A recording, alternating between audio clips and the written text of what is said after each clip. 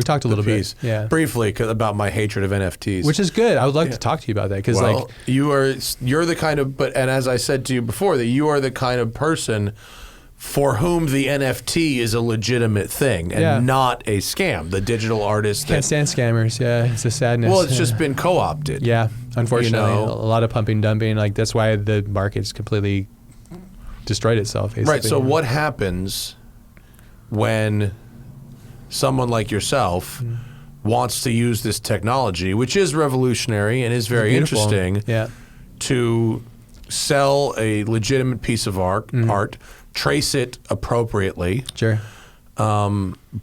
but the term itself now turns off a potential buyer. Hey folks, today's episode of the podcast is brought to you by Berryman Automotive. You know, although you can walk into an auto parts store and find hundreds of lubricants and additives, sealers and parts cleaners, but only one company has made hundreds of those products for over a century, and that's Berryman. Whether you're a professional mechanic or a do-it-yourselfer or somewhere in between, the Berryman name has been synonymous with performance-enhancing solutions like their industry gold standard B12 ChemTool fuel additives made with Berryman's exclusive high-energy solvent technology, or HEST. Hundreds of solutions and 100 years of experience, all from one company. That's Berryman Products, all American-made since 1918. Berryman remains committed to producing products that meet the highest standards of performance, reliability, and environmental responsibility.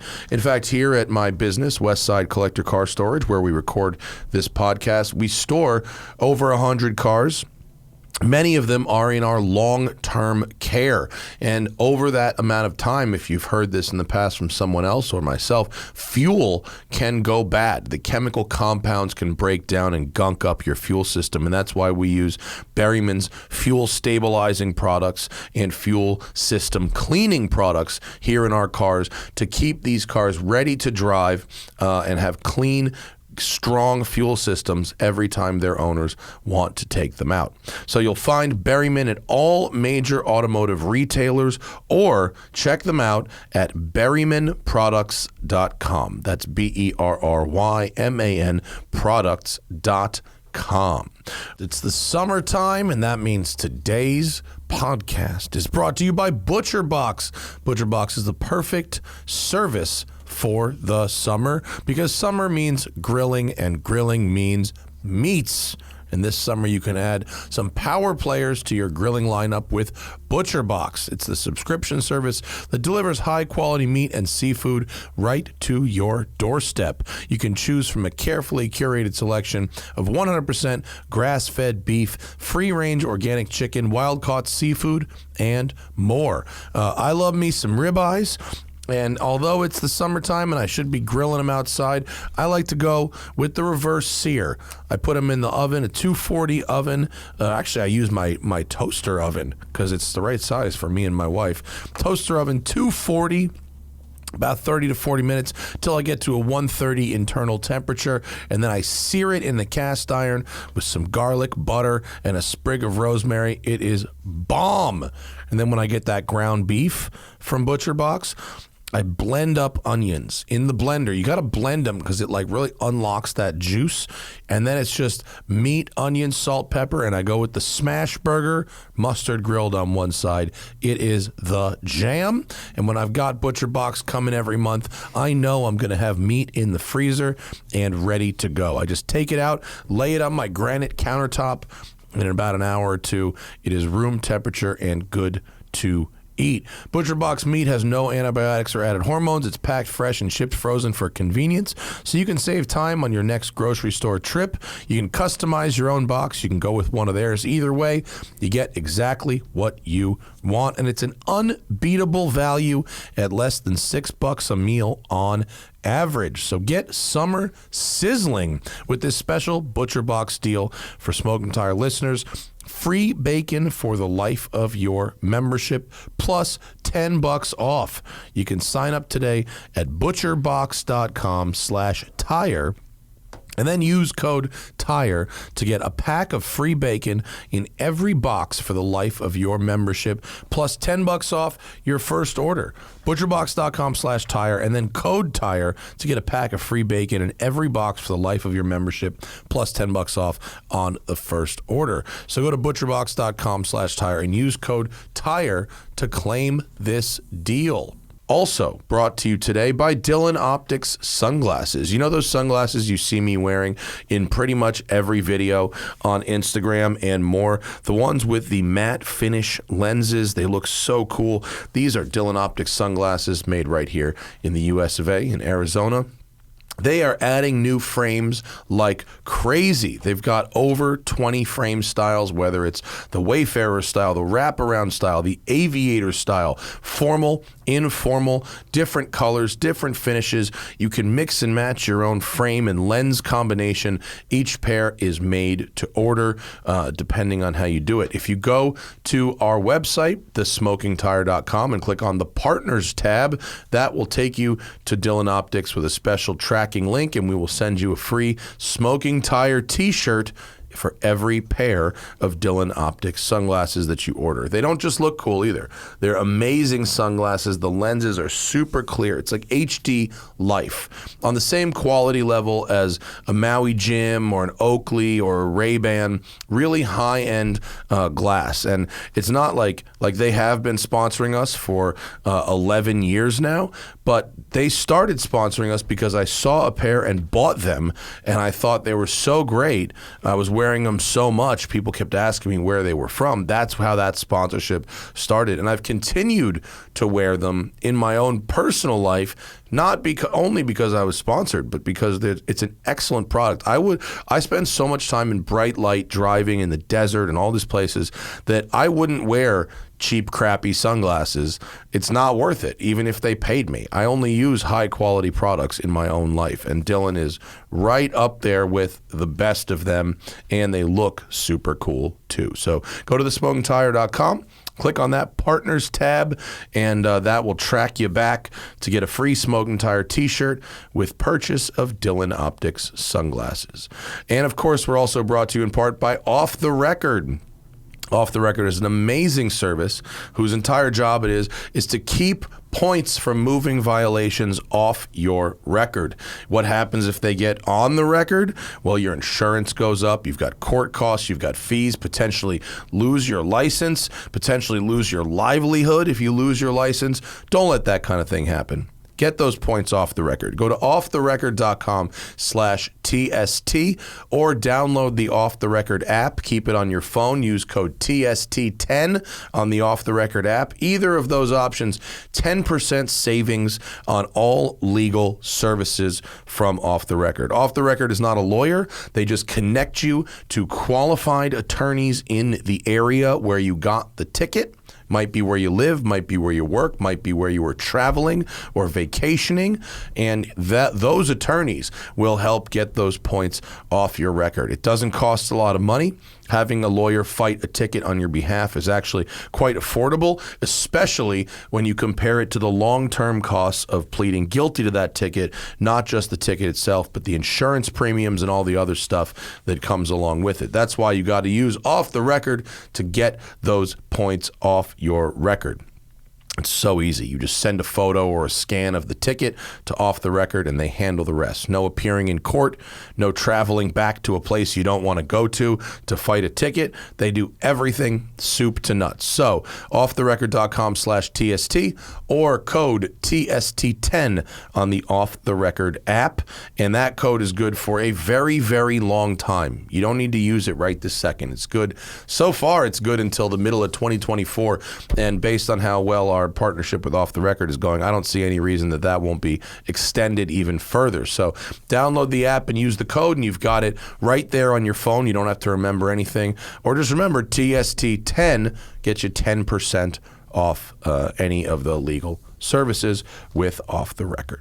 All right, folks, on this episode of the podcast, artist Ash Thorp is joining us. Ash is a digital artist who is known in our circles for designing the new Batmobile in the movie The Batman. He's also done a bunch of other car-related artwork. He is a car enthusiast, but we also talk about what digital art is and means today. We spend a lot of time talking about NFTs from the perspective of a serious digital artist, and we have a very interesting conversation. I wasn't sure how this conversation with Ash Thorp was going to go because I hate NFTs so much, but the man does make some valid points, and we have a great time on the Smoking Tire podcast with artist Ash Thorp.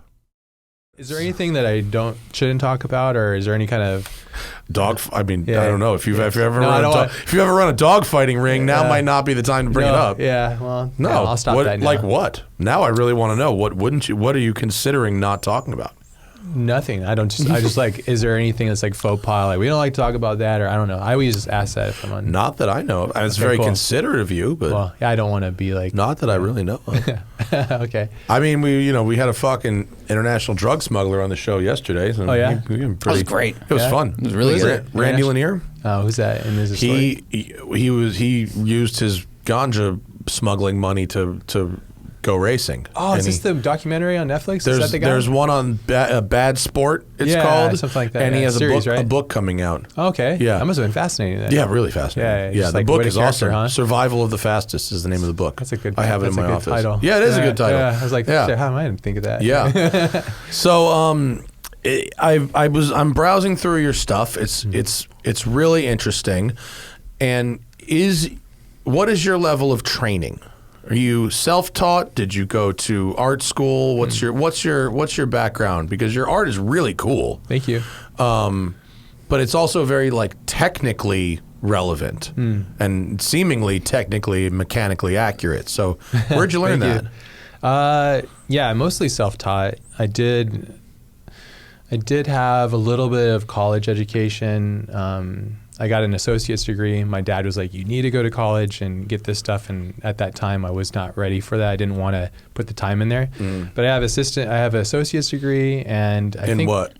Design or something like that. I really don't know. Honestly, that's how relevant it is. I got an associate's degree in physical education. And usually, when I say associates, they stop asking. Yeah. Come on, going to the highest level here.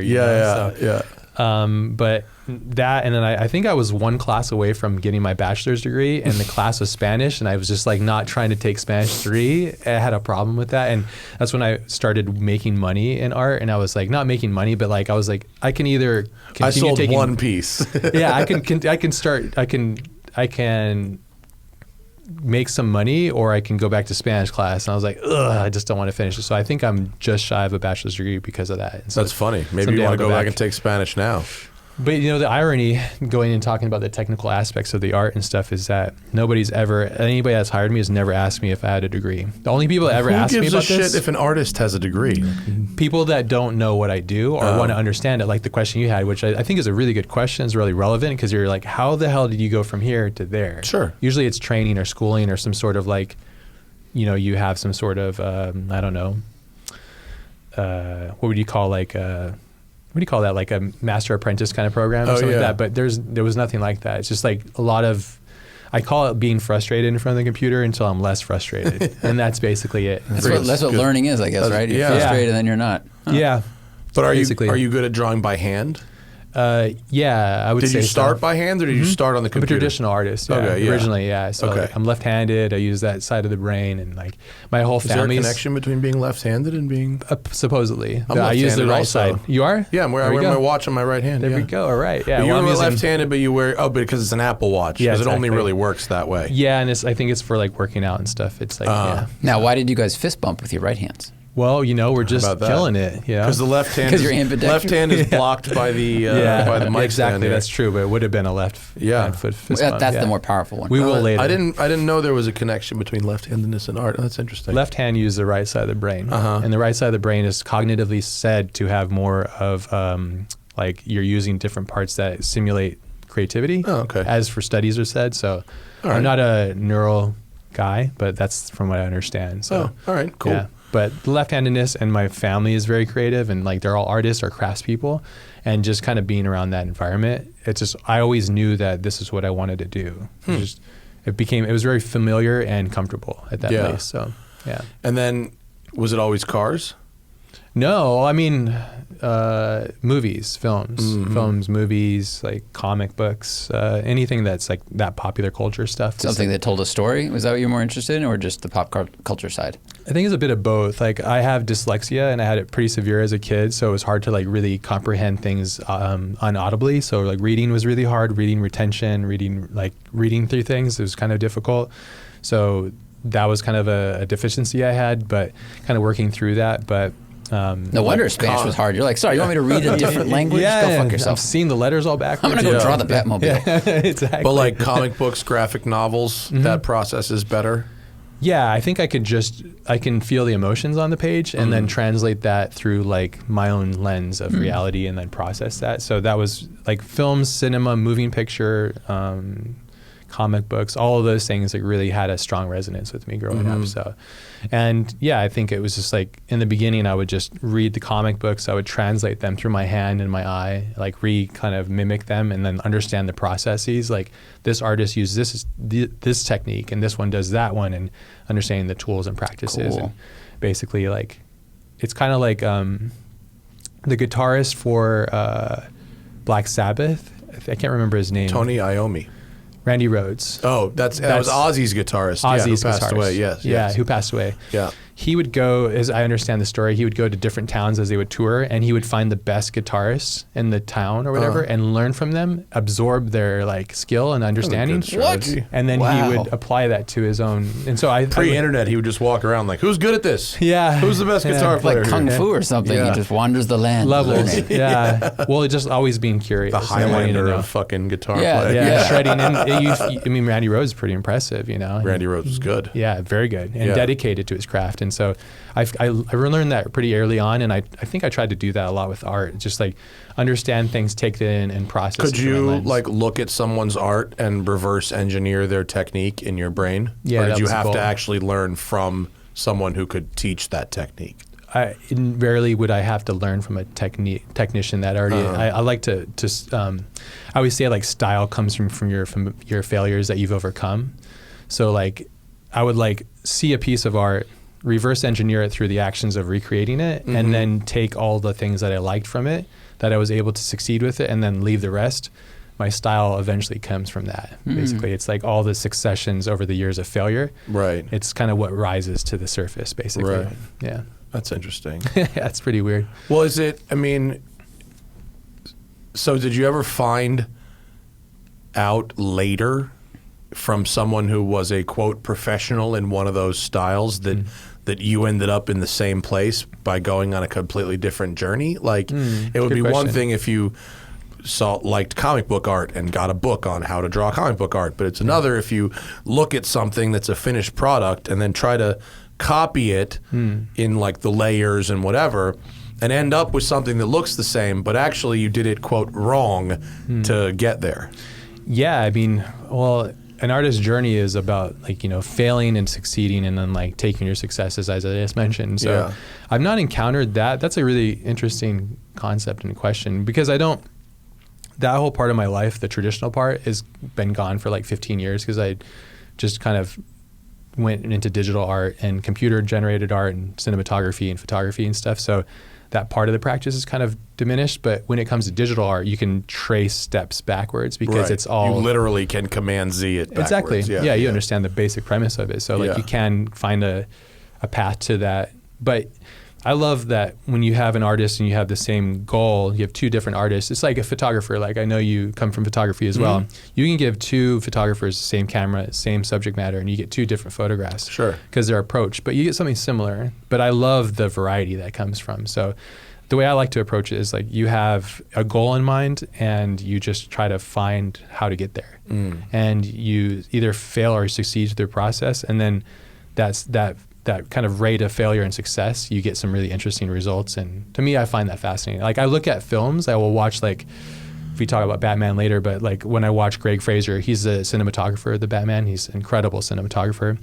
the way he controls and paints with light, I look at that, I process that, and I recreate it in the computer. Because I'm like, I love the way that he created like negative fill here and had a soft light here and a bounce and a edge light there. I'm going to put that on a car rather than a person, see how that translates, emotionally. So what other cinematographers? What else has this guy done besides the Batman? Rogue One, so that's the Star Wars. Okay, sure. He's done Lion, which is a really beautiful film. I know that one. He shot, why am I drawing a blank? He's shot so many films. You IMDb him. What's his name? Greg Fraser. Frieser or something. Sorry, my dyslexia is sticking. Oh, yeah.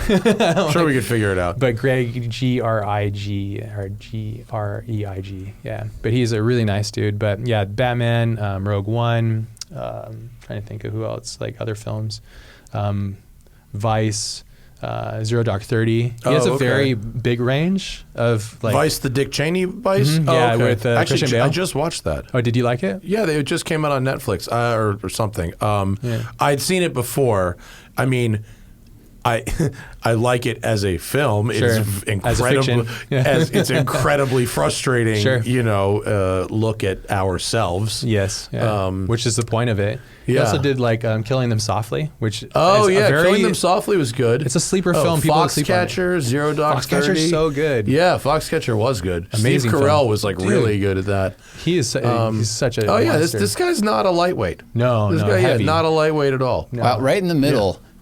Let me in. Very soon after beautiful. Rogue One was Dollar Shave Club Get Ready video short. That's hilarious. That must have been a very expensive commercial. Homie got divorced. And Oh yeah, and Dune, the first one. He's doing the second one now too. Have you guys seen Dune yet? I have not. I remember it was visually stunning. Yeah, really I remember it beautiful. was like, and there was some kind of controversy about it. Everyone was talking about it on fucking Twitter when it really? came out. I don't remember what. I just remember it being a big, weird. I don't know. Maybe it was like, because isn't it it's part of a universe, or it's a remake, or it's a something, right? It comes from Frank Herbert's like massive novel trilogy thing. Okay, so maybe it was just they made adaptation. a movie in the 80s though, so I think they've done it again. David Lynch made the first one, right? Which is crazy because like Lynch made some really interesting films. Fuck yeah, dude! Lost Highway. Or Eraserhead. I watched Lost Highway like 5 times in a row, and I was like, I still don't understand what the fuck is going Lost on. Highway. Yeah, it was a crazy movie. It's kind of like he's really big into transcendental meditation, so I think like his films have that, which is cool. Like, and again, to talk about variety of artists and variety of art being made, you have everything from Rogue One to Eraserhead. Like, that's really cool, depending on what you like, Yeah. So and you see that obviously in automotive too. You get different variety. Definitely. You'd hope. Yeah. I mean, you do, but it is unfortunate that as we move towards certain goals of efficiency and pedestrian safety. Now, efficiency and pedestrian safety are both very good things. Crashworthiness is a very good thing. Debatable. I'm not going to fucking argue these points. Sure. But you end up with a lot of very similar. Have you ever seen the exercise that if you take like all of the mid-sized sedans on the market today, and you just block off the front and rear. You look at them from profile, 90 degrees, broadside, and you not block off at the front and rear axles, and just look at the center sections of the cars. Same thing. Almost impossible to tell the difference. Yeah. And you could do a lot. You could do that with crossovers or a bunch of different segments as well. They're all pulling from the same space, which is, the design element is safety and efficiency. Yeah. And then that all kind of just feeds what that needs to be. Yeah. And then they draw some lights and some grills to differentiate them in as much as they can. But ultimately, like, the computer knows what the most efficient shape is. Thankfully, computer algorithms and like running all the simulations for like aerodynamics and stuff, like they've got it pretty down. Yeah. And it's cool, like it's good for efficiency, but yeah.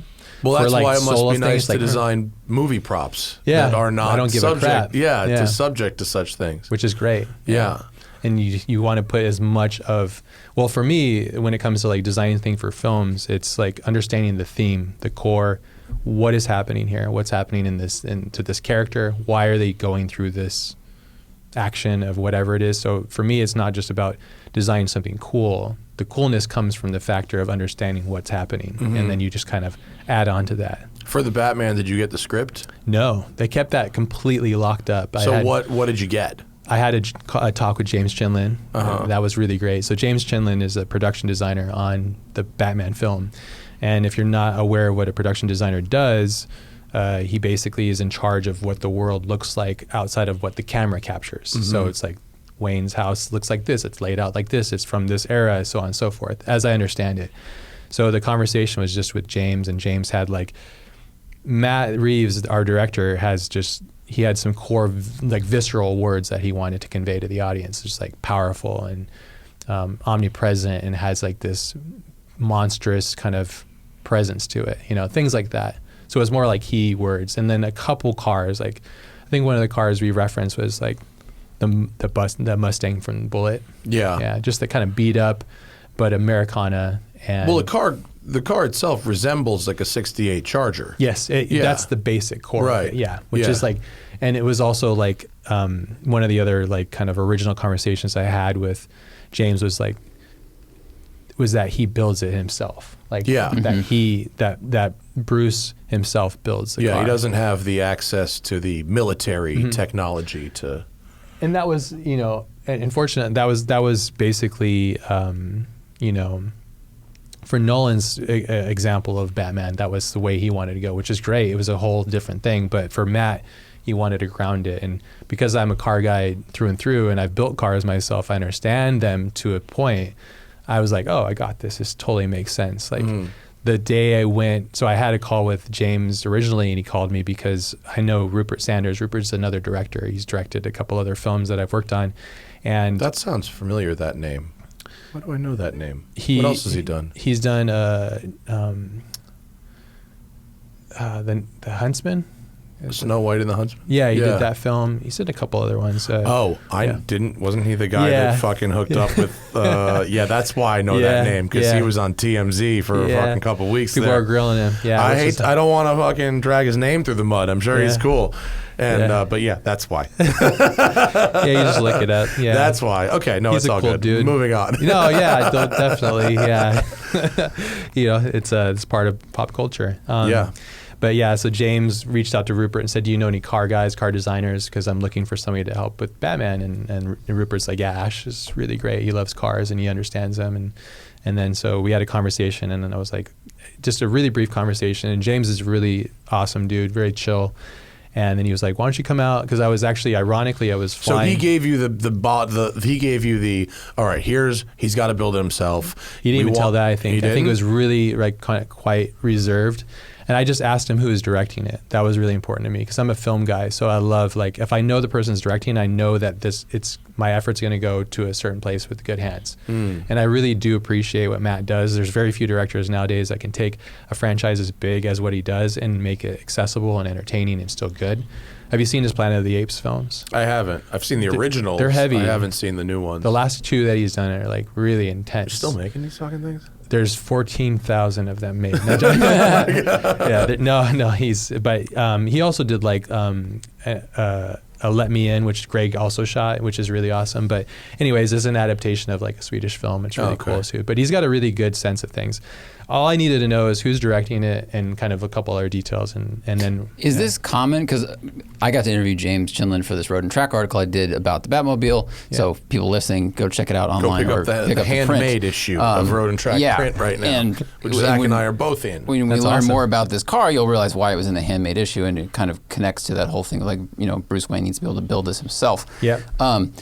But the workflow of that was explained to me by James was like kind of confusing and amazing. So it was like Matt Reeves had like a really small idea, and then James had an idea for the car, and then so did he hand that idea to you, and you drew it, designed it, all those other things, and then it went to like, because then I also spoke to the guy that ran the SolidWorks team, and then Dom, who actually built it, his team. Awesome. So like, where were you in that flow chart? Ecosystem? Yeah, because I mean, you're dealing with pop culture legacy. I mean, this stuff becomes canon, literally toys, canon. Yeah, and it's crazy, Legos and stuff. Like I don't know how many times people have texted me with their kids at Target. Look, it's your car and Lego form. Like that's awesome. So it's crazy. It's really weird. So the way that kind of works. My wife was in the toy industry for years. Okay. And so she would be involved. She worked at Mattel. Okay. She'd be involved in a lot of these. The legal stuff and like the toy stuff. The design. where it would be like, okay, here's your movie coming out. Now, what are the toys going to be? And sure, merchandising. And so good. That's how George Lucas made his money. Was merchandising and owning the rights. Very smart businessman. Yeah. But, so in the line of ecosystem, so I went out to Warner Brothers and I met with James in person, and he had hired a couple other designers to try it, and it wasn't really hitting. I think, I don't know, I'm not sure. And he had kind of explained it to me, and I looked him in the eyes and I said, I was born, I'm here right now, I'm going to design this car. I was like this. There couldn't have been a better time for me because I had the facility of understanding 3D and CGI, and I was kind of on the cutting edge of doing it for myself, like the way I was doing it. And I'm also a car guy. I understand these cars well, so I was like, I'm going to design this car. So I went home and I built out a bunch of prototypes and I sent them off to James and Matt. And ironically, I've never met Matt. I've never met him. Wow. So we never talked. I've never met. Because on that kind of project. This is why you're so into Google Drive, huh? No. I would, of course, I would love, but I also I'm kind of an oddling. I work from home. I've always worked from home. I don't go to the studios. Like I rarely come out here, like to LA. You have like a crazy rig, crazy setup. I have a lot of computers and just stuff, which is like, it's kind of a part of it. But I like to get to work and I like to stay focused and I like a routine of work. But I sent off a pass. To get a feel of like what's hitting, and then I think around the third round of me sending things, I sent a top-down shot with the engine being lit from the rear, and a reference that I thought was coming up was Christine, Stephen King's film adaptation, and Matt responded viscerally that he saw like, oh, there's a monster in this. There's this engine that's sitting out, and I don't think Matt's a car guy. So he responds almost like to the essence of what that is, like kind of looking at it. So from there on, it started the conversation, things started to progress, and then it kind of went from there. From there, the designs and the 3D files go off to the team. And there was two other designers. Collie, I met him once. Collie was there. And then there was Benjamin Last. Ben helped design some of the front. We all tried a different version of the front, but like the bumper, I did a different version. If you look on my website, you can see like I did a different version that has like, there it is right there. And if you scroll down. Oh, back to Instagram. Actually, you can look there too because it's got some of it. But there was a little bit of design differences. But the essence of the design right there is basically what the car is in the thing. And it takes it off from there. And then which is basically a 68 Charger with sort of handmade box flares. On top of it. Yeah. And if we talk about like, what I was trying to do is like infuse as much of, because I'm a huge Batman fan because I'm a comic guy. So like Bruce Wayne is a broken, crazy human. Like who does that? Like, and I try to think about it. Like if I was literally him, knowing that Matt likes to keep things real. Yeah. I was like, okay, I'm going to think about this. Like, that's like Killdozer. Remember Killdozer? What's that? Dude, you never seen Tread, the documentary Tread about the guy who fucking goes I've nuts? seen it on Netflix. I just never watched it. Oh, watch it. Okay, yeah? Okay, it's a thing? Because, based on your concept of guy who goes crazy and builds this fucking thing, so that's it. This guy feels like the world is out to get him, and he's going to get them, and he turns a fucking giant bulldozer into a tank that just is steel plates welded all over. It's fucking wild. Needed to be more hugs. That guy needed more hugs. A lot more hugs. Yeah, a lot more hugs. We need to get that guy some hugs. Yeah, here it is. Marvin Heemeyer and the kill. Look at that fucking thing, dude. Wow. What happened watch to this guy? the doc. What happened? He killed himself in the... He went on a rampage, destroyed a bunch of shit in the town, ran through buildings, fucked up a ton of stuff, and then got the dozer stuck somewhere he couldn't get it out. And he killed himself inside? Yeah. Wow. Yeah. What a sad guy. Extremely sad. So he's like a really weird Bruce Wayne. Could have been fighting crime. Yeah. He's a weird Bruce Wayne. He's like kind of fighting crime 4 miles an hour. He's like a poor man's Bruce Wayne in the suburbs. Yeah, right? could have been fighting crime the whole time. Yeah, he just didn't have a nemesis besides himself. He's kick-ass, but with the wrong direction. He had a nemesis, but the nemesis was like, I didn't even know this guy was mad at me. He's like, I don't know what the fuck I did. His existence. Yeah, that's his nemesis. Yeah. Well, I mean, because when I'm designing this, I'm thinking about like almost like a method actor things. Like, what is this car? If I'm designing this, what is it going to be? What's the basis? We talked about a Mustang. We're like, it's maybe too cliche. The Mustang and Bullet is the good guy's car. Yeah. You need the bad guy's car. Yeah. Which I felt like if you look at that car from the top, so Batman has a lot of insignia. It's the cowl. It's the It's the spikes. Right. It's got the bat. Like the things. rear of the car is like a bat. Turn it up, look at it from the top, and you see the bat symbol. And you see the cowl. Like you see the face, basically. Oh, like the nose of the car is the chin? No, the rear, we call that the B pillar, the back where the light, the rear view, the rear mirror is, where it kind of concaves in. But those two things that connect to the trunk, they look like that. The ears, like the ears, exactly. So that was kind of, it's all fitting. It's sharp. It has that angle to it. And then taking that, because if I were to build a car from scratch, I would start with one.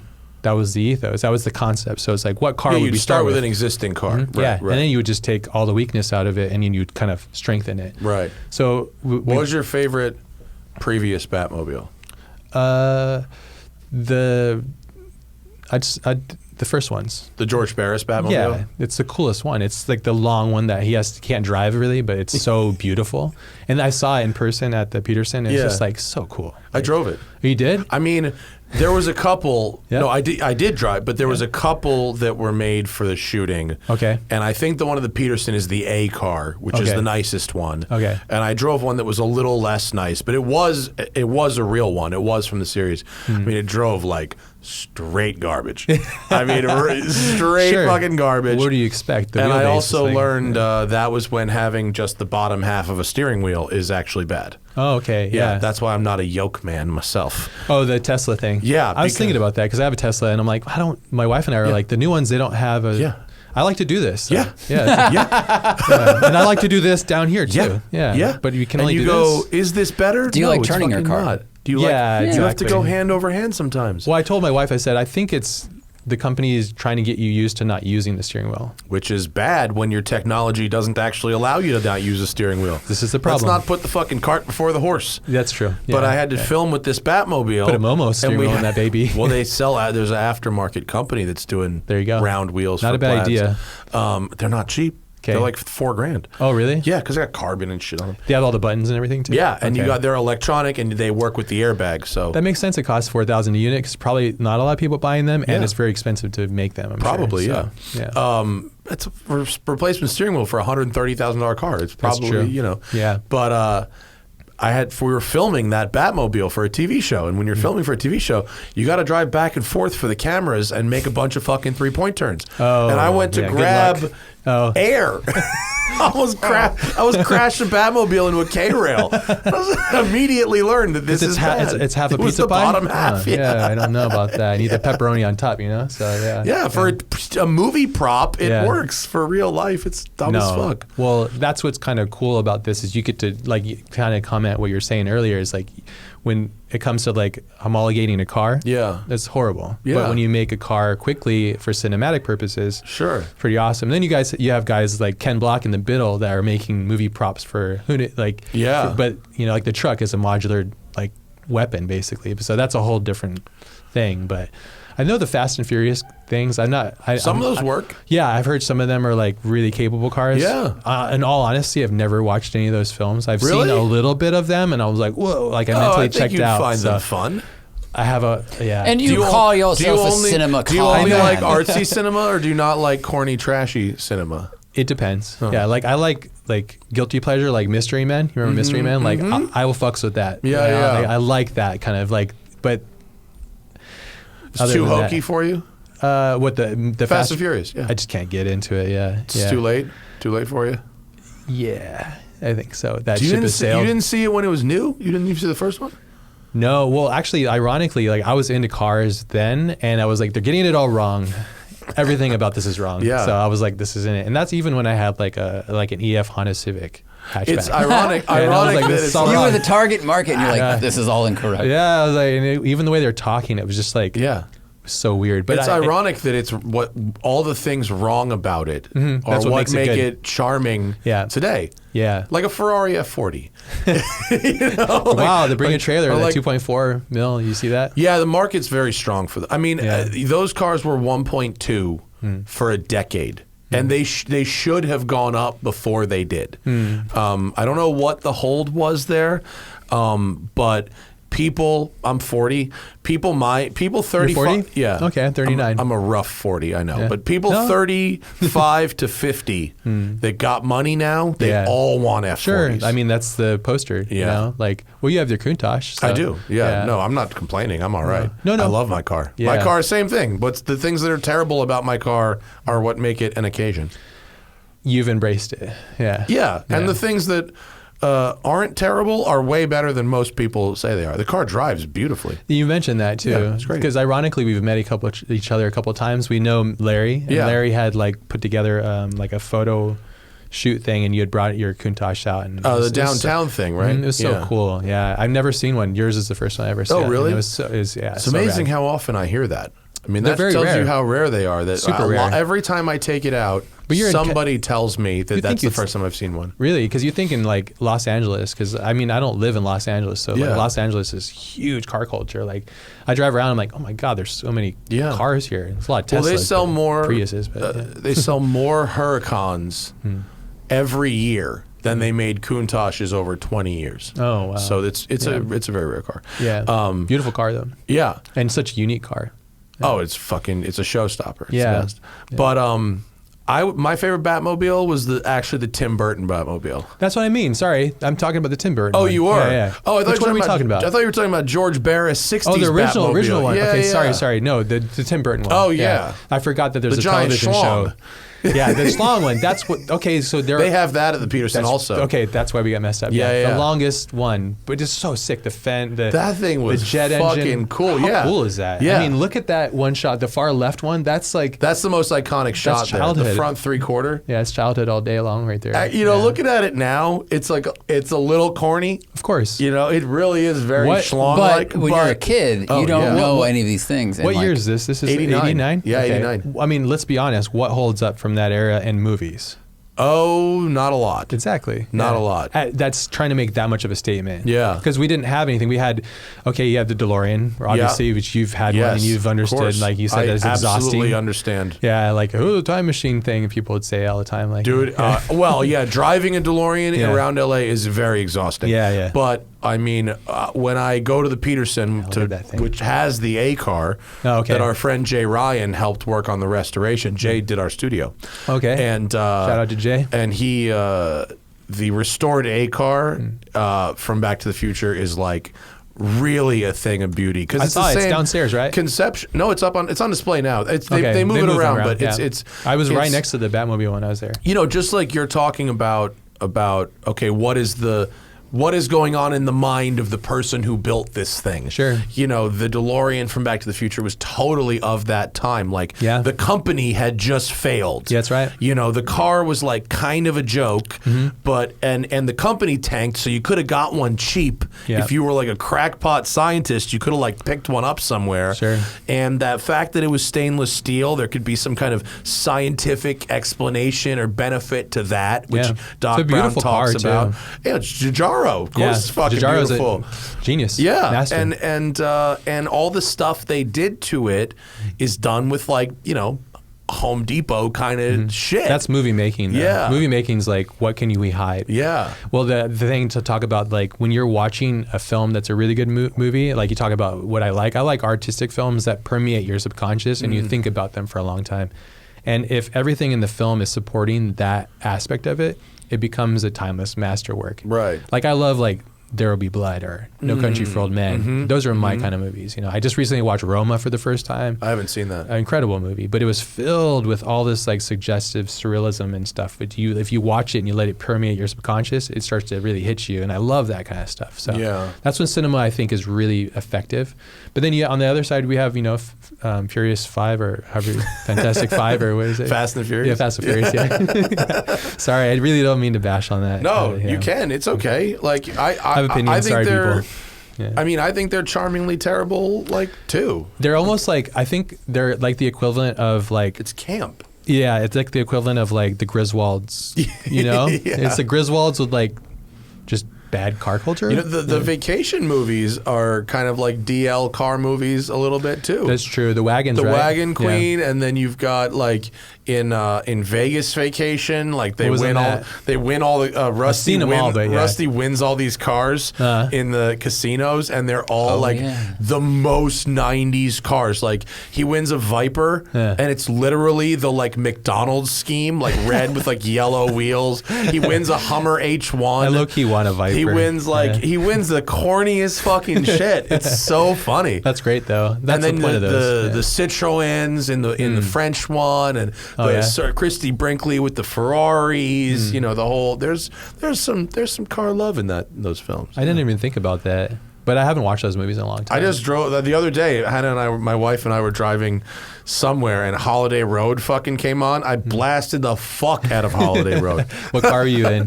The Bronco. Oh, cool. Is that a good sound system? Yeah.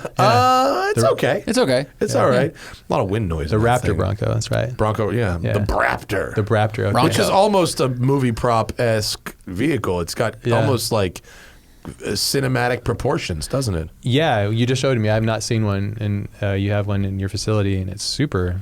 I have a Raptor, so like looking at it, I'm like, wow, this is really interesting. But it is 2 feet shorter, you said? Yeah. So probably a much more usable car. It's a lot better in the city. Well, I mean, I live in the suburbs, so it's like. Where are you at? Out in Temecula. Oh, yeah. That's nice suburbs. I love it. Yeah, it's good down there. It's really nice. Yeah. I have a daughter and it's rolling quiet, hills so. and I live nice right next to vegetation. Palomar. So. Oh, really? Yeah. Oh, good road.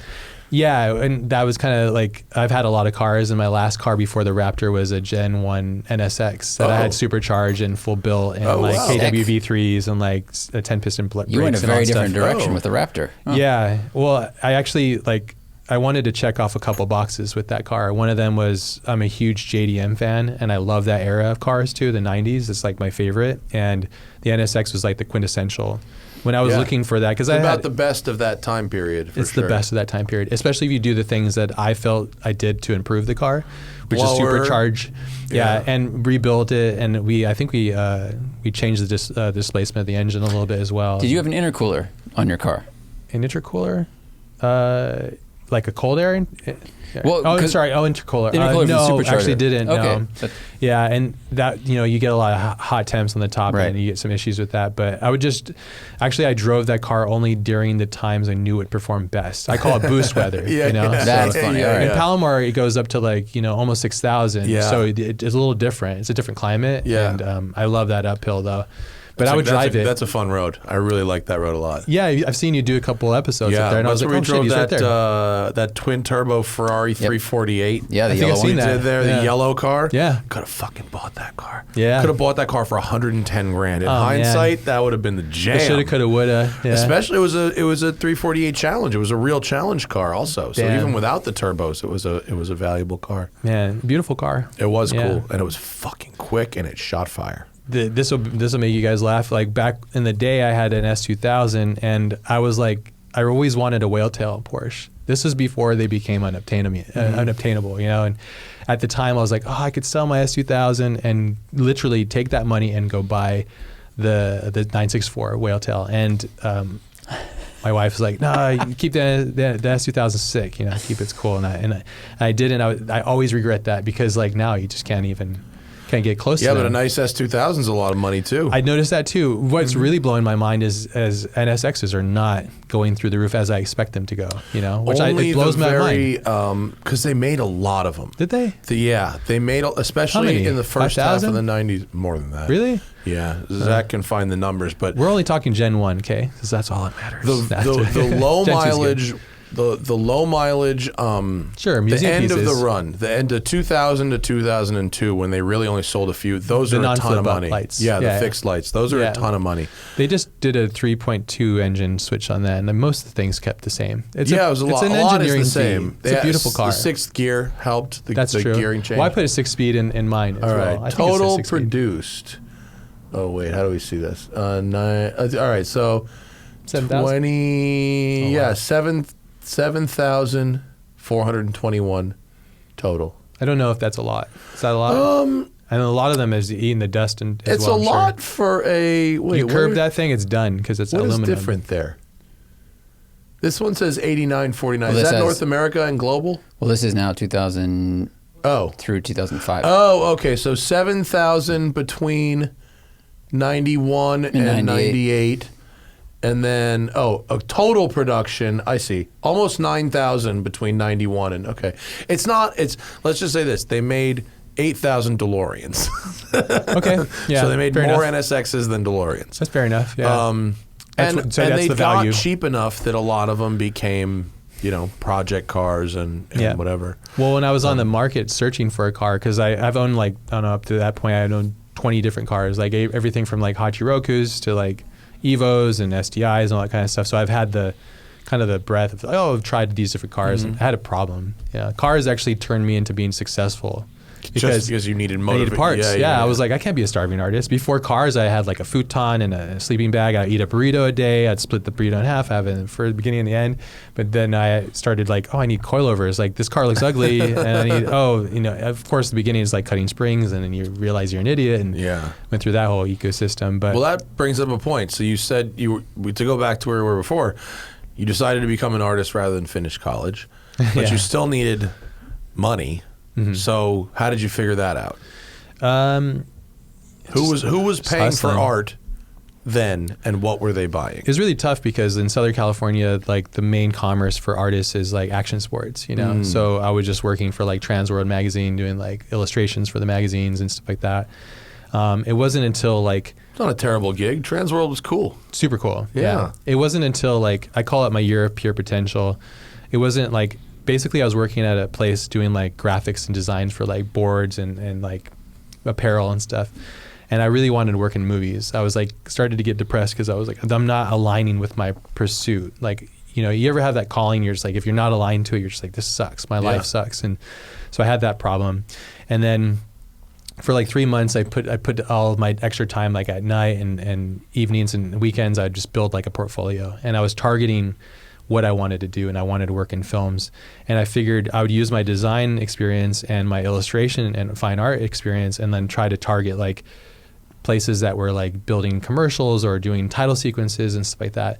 I built a portfolio, and then I got hired by a company called Prologue. They'd heard of them. Kyle Cooper started it, and they did like the title sequences to like Seven and real iconic like movie like legacy stuff, And they hired me, but that opening sequence of Seven was badass. Oh yeah, it's incredible. Yeah. I mean, it kind of sets the tone. Obviously, They did a lot of Fincher's like films, basically, and most of like almost all films that you've probably seen in that era, because Kyle has had his hand in. So they hired me, but I was living down in like Vista, Oceanside area, and my wife, we have split custody from her past marriage with our daughter, so I couldn't move them back up to LA.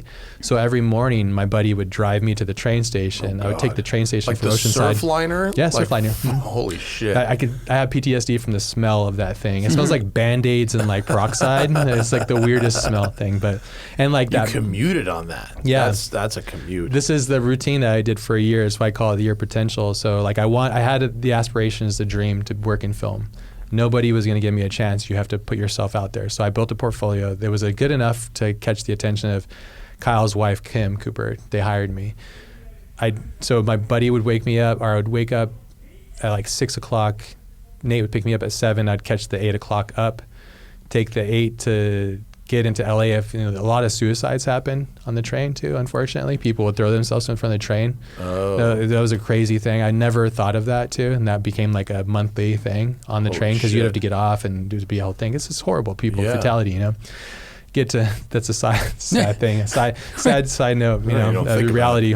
Quick pro tip. Because I was using the train. Not a lot of tall buildings in North County. Yeah, well, I was using exactly. Not a lot of bridges and just like things, But I would use the train like 6 days out of the week, so I was constantly on it. And during like the main commuting hours, so from 8 to 10, I would get into the main Union Station, I think it's called. Then that's when I had my Subaru. I parked it in the garage down there. I'd get to the car, drive it out to, where are we at, Culver? Yeah. What is this city right here? Culver City, like Playa Vista? Playa Vista, okay. Yeah, right here. but it was like, I think it was Venice where the studio was. I don't know LA very well. But I go to Venice from Union, and you know how like long of a trip that can be. That's like a commute by itself. That's like 3 hours, you know. So I'd go from there to the studio. I'd be at the studio around 11. This is the shittiest commute ever, dude. Oh, this here it goes. Fucking terrible. It's too bad you were doing going. this before they connected the highway from the studio to your house, because then you could have driven the Subaru from home. Via Zoom COVID, right? Okay, yeah. So no, so I would drive to the studio, get to the studio at 11, and I would work until 9 at night. I would drive my car back to Union, park the car, get on the 10 o'clock train, take the 10 o'clock train down to Oceanside. My wife would take our daughter, put her in the car, come pick me up from the train station at 12:30. This is Oceanside. This is a fucking horror show. This is the year I did it, yeah. Oh. Wow. But I built a portfolio, and I also got to work with incredible talented people. Were you, I mean, was it that much cheaper than driving, or could you get work done on the train, and that was why you did the train? It was both of those things, yeah. Because the train... It's not that much shorter to do that drive. It's just exhausting It mentally. is exhausting. You drive a lot. I don't know how you do it. I get tired of driving. I do too. And like that kind of driving. Bro, we were up on a mountain 40 miles east of LA the first half of today. I'm already tired. And you drove the Senna, which is a lovely thing for what it does. But it's exhausting to drive, right? It's exhausting. Because it pulls G's. And it's it's loud. Oh, okay, yeah. It's loud. It's buzzy. Sure. It's a race car. It's not designed to do that. I guess it is, but it's supposed to be on a nice, evenly paved. Yes. You're supposed to do that for 30 minutes, and then you get out, and there's a cold towel waiting, and like a nice bottle of and water. And a massage table. And a massage, right. Like at Thermal, like you were talking about, your buddies have Sennas out at Thermal. Yeah. When you get out of one, they hand you an ice cold water and a cold towel. Yeah. I'm like, that's the life. That's the B Club, and then you get your PJ flying overhead, and it's like, all kinds of stuff going on, No, that's a shitty commute, dude. Yeah, it was shitty, but it was like, no one is going to give me the chance. I'm a poor kid. I come from very humble beginnings. Yeah. I didn't have anything given to me really other than, So what was the work at that time? What were you actually doing at the job? Oh man, it was so many things. It was like, today we're going to do we're going to pitch a 7-Eleven or 7-Up commercial, or this other director has this cool film come through. So it's everything from like really cool projects to like really weird, like, Bank of America needs like branding. You're just like, what the hell? So it was even all the cool of the things. Kids have to pay the bills. We all have to. I have a thing where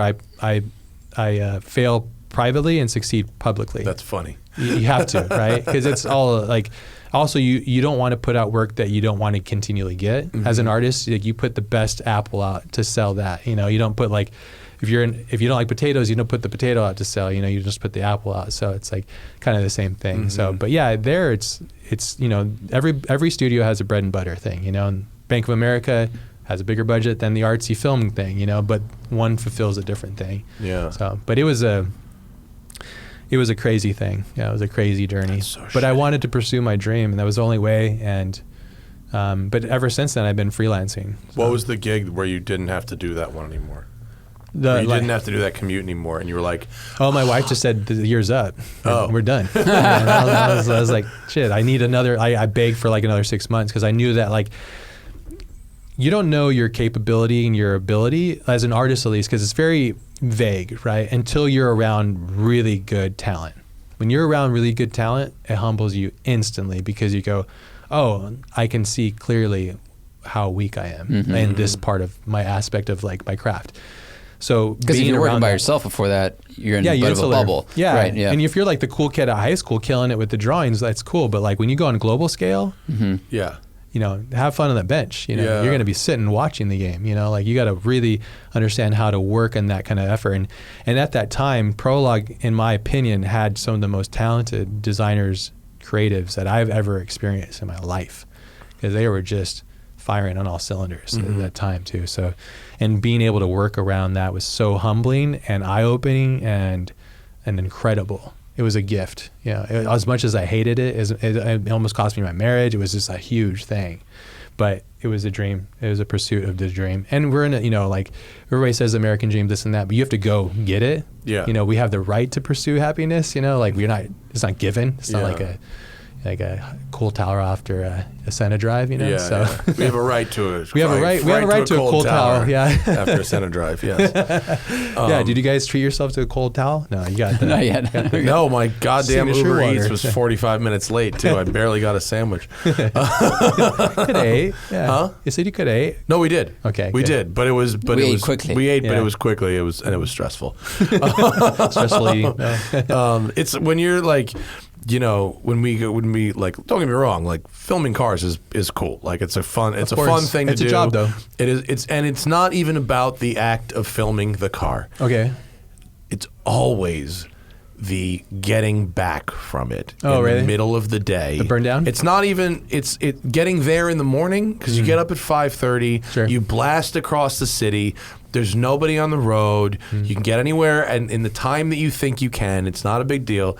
But now it's 11:45 a.m. and you're Screwed. 50 miles away and you've got to drive wow. back to have an afternoon podcast and you're just sitting in the shittest traffic, Yeah. you know, and it's 100 degrees outside. And other people are too. And they're doing it not to make it to a podcast. They're doing it to do something shitty probably. But it's just that chain from fucking firing a Senna up a hill, Sure. wide open throttle, third gear, Yeah. to just... Do you get the adrenaline dump still? Do you Yeah. get that Yeah. adrenaline Yeah. dump? So you that- have to, right? Part of it's that, and it's like, you know, we work at pretty high mental load for like 5 hours between Sure. filming, talking, driving, all that stuff. Yeah, So extracting a lot of saliva yeah. So extraction. there's a lot of energy and stuff that goes into that. So then. Mm-hmm. When you're on the highway, your whole body goes, oh, we can like relax the brain. And it's almost Sure. like you could take a nap, even if you got a lot of sleep. Like, why am I this tired? Because your Yeah. body is just like, it's that adrenaline dump. Yeah. Yeah. Yeah. And then Yeah. you It's taxing. and then you hit Yep. that traffic. And then you start sweating about, oh, I got this next thing. Yeah. I'm sorry to stress you guys out. You didn't make No, you know it's you don't not, make it's the not schedule. you. It's just this It's is what the thing. the gig is. Running the This machine. happens. I'm doing exactly the same shit tomorrow. I'm driving the Rimats, which you Which might one's that? know as a Rimac, R-I-M-A-C. The electric one? Yeah, The super crazy it's one? pronounced Rimats actually, but Oh, really? yeah, Is this the Nevera. Czech? The Czechoslovakia? Czech Republic, Czech Republic, yeah. Wait, Croatian. The fucking, Yeah, because it's Cro- Czech I'm sorry, Republic. Croatia? Croatian. Sorry, yeah, Croatian, yeah. I fucking a corrected very the country and it capable car. wasn't even the right country. Yeah, I like that. The fucking guy who built it is so smart they made him CEO of Bugatti. Oh, really? And he's like good for not him. even 40. Yep. Yeah. Yeah, the Nevera, which is I think 1900 Are you doing this one tomorrow? horsepower. Yeah. I saw Doug. Doug reviewed it at Thermal. That's where he was reviewing. Oh, yeah. At the. Have you been out there to the? I have. Yeah. What do you think of that place? It's bitchin'. It's bitchin'. Yeah, It's it's bitchin'. crazy. It's weird. Yeah. I mean, Palm Springs blows my mind because I'm like, this shouldn't exist, and like, why is there grass? You know. Like, Well, there's a huge aquifer underneath Palm Oh, Springs. okay. They actually have a lot of water. where, Really? Like, they don't bring it in from Colorado. They have a huge aquifer. I didn't know that. You know- I didn't either. I was it's like a how dried come up all lake this bed or stuff? something. Or? Crazy Underground, Palm Springs yeah. story. My grandfather, someone took him out there in like the 30s, and they said, you know, we could buy a bunch of land out here, and it's fucking really, really cheap. Yeah. My grandfather was like, it's the middle of the fucking desert. Who wants to be out here? This is stupid. And they didn't, and he didn't do it. And is now the land Sure. would be worth billions. He could have paid, you know, $5,000 for 150 Man. acres in the middle of what's downtown Palm Springs. Did you know that like Arnold Schwarzenegger became a millionaire because of his real estate investments? That's how he became rich. I'm not Wow. shocked. He's Yeah. smart. Yeah. Well, yeah. People wouldn't think that, right? Yeah. But like, he didn't. I don't think he made it from doing films and stuff. He actually made it from buying real estate in Venice. Yeah. Like before, when it was like dirt cheap, basically. Well, dirt cheap in California, Southern California. No, Venice was cheap. Yeah, but he Venice- bought Venice- like blocks. Yeah. When he would had his money. So there Wow. you go. You know, like quite a. But that I always think of that when I go to Venice. Cause like, oh, I wonder what part of like this place Arnold bought. So. But the we see cool him car. around once in a while. Oh yeah. Yeah, he goes on like a bike ride through Venice and Santa Monica, and you can see him riding his bike, and then he'll have two like security dudes Yeah. that ride, you know, like 50 yards behind him that aren't like up his dick, but Sure, like they're giving him kind some of space. Yeah, Yeah. and it's What like an exhausting it's like a thing. existence that would be. Yeah, probably. Yeah. But still, he seems to be okay with himself. Yeah, sure. He seems to be all Day in right. the life, you know. Yeah. Everybody expecting something of you, and He yeah. seems everyone I've known who's met him he's always been very nice to them. Yeah, I've heard that So, too. Very yeah, warm. yeah. Good guy. But back to the Thermal, I think those racetrack country clubs are going to be, in a lot of ways, like the future of sports cars. Has to be, right? Because cars are getting so crazy. What are you going to do? Yeah. You know?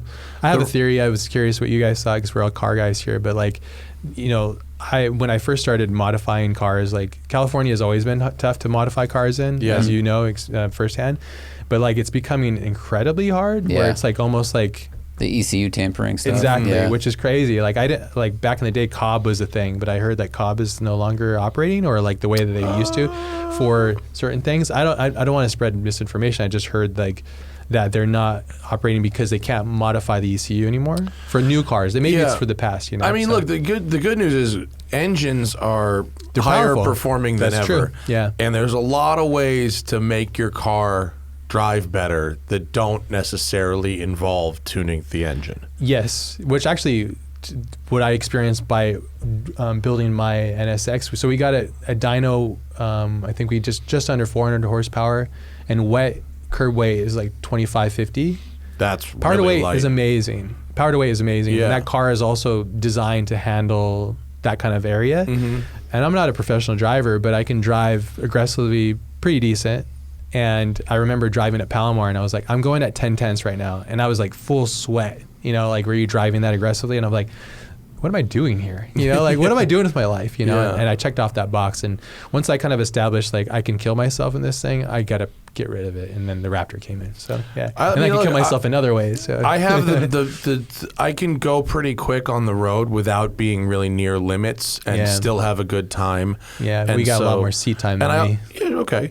But I also like my old stuff, you know, my Ferrari 328 is not fast, but I really enjoy driving. Do you rev the hell out of it and stuff? Yeah, you're supposed to. That's what I mean is like a car that you can like, let's say like a 2002, that you can just run it through the gears and really throttle out. You could hurt yourself in most anything if you're not careful or you're a dipshit and you're entering corners improperly and so on and so forth. But public road driving makes a lot of sense if you drive the cars that were being built around the time those roads were built. Very good point. You know, the roads are the same size and camber and stuff. That's true. As now as they were then, but the cars are wider, longer, way more powerful. Yeah. And so you can use less and less of their ultimate potential. So I'm driving this Rimac Nevera like in Malibu, like it's tight. I don't know if that's a good fit. It's not my choice. I would have, you know, it's a long drive. It's not on the table. Yeah. If it's a unique car. It's very special.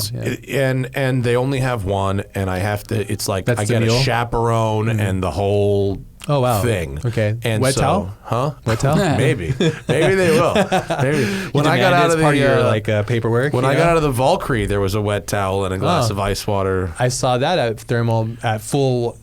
Actually not the Valkyrie. Sorry, it was a Vulcan. That's right. Sorry, yeah. That's Chase's car. Is it? Okay. You know the blue one? I've not met Chase. The young dude. I don't know. He's a cool guy. Just full on. He's a good driver. Smashing that car. Yeah, he's a good driver. That thing sounds incredible. Yeah. Like wide open throttle on that straight. Yeah. Just it went through me. Vulcans are incredible. Beautiful. They sound amazing. Everything about them is so sick. Super cool. Really beautiful. The guy who owns that one that's at Thermal is a very nice guy too. Awesome. Talk about beautiful design. I mean, that company really has a signature that's beautiful in regards to design. Rule of thirds, exactly. They understand that Fibonacci spiral, that whole kind of concept of what makes something beautiful, and they continually make beautiful cars, which is great. Every once in a while, some of their elements are off, but the proportions are always correct. Interior, maybe. The grills sometimes look a little weird, but I think the interiors have been a bit messy for the last 5 years or so. That's not. Yeah. We won't talk about the interior. This exterior, the beautiful stuff. Beautiful car and a really interesting company too, what they're making and stuff. But yeah. Apparently they have new some new funding that allows them to do a whole bunch of new things. Oh, good for them. New funding, new management. Good for everybody else. The CEO, the AMG guy left, didn't he? So after a year. Yeah. They were telling me that the DBX 707 is apparently this incredible new product that is what that car should have been from the beginning, but there were resource issues and blah blah blah, and so very excited to have a go. Interesting. Go in it. Yeah, you guys have such interesting lives, but it's a pure manifestation. Like sitting in your building, I'm like, wow, like you've had to have had this thought and then kind of like pushed forth. I've heard you talk about like the Power of Now and a couple other kind of books and stuff are interesting. Those things impact you as well, like. They impact me in terms of like, I have like an overactive mind. My default mode network is overactive, so I'm just. Has it always been like that? Yeah, and so Power of Now helped because it helped me sort of be an observer of my mind as opposed to being trapped in it. Eckhart Tolle? Yeah. It's a great fucking book. Yeah. Have you read Mastery? Is that him too? No, there's 2 versions of Mastery. They're by 2 different guys, but they're really good. Yeah, that's kind of helped me on my quest to understand like what it takes to be like a very high functioning human. Oh. He documents and kind of walks you through history of prolific human beings like Einstein and Da Vinci and stuff like that, and kind of interesting. Tracks how like the 10,000 hour rule and stuff like that. Oh, it's really good. I'll check that out. I got a couple Audible long book. Flights coming up. There you go, Audible. All right, cool. If you ever want like Mastery. Okay, cool. I'm gonna check that one out. Mastery, because I love books as well, and so I heard you mention them, so I was like, because Power of Now, I've talked about a lot. That one was really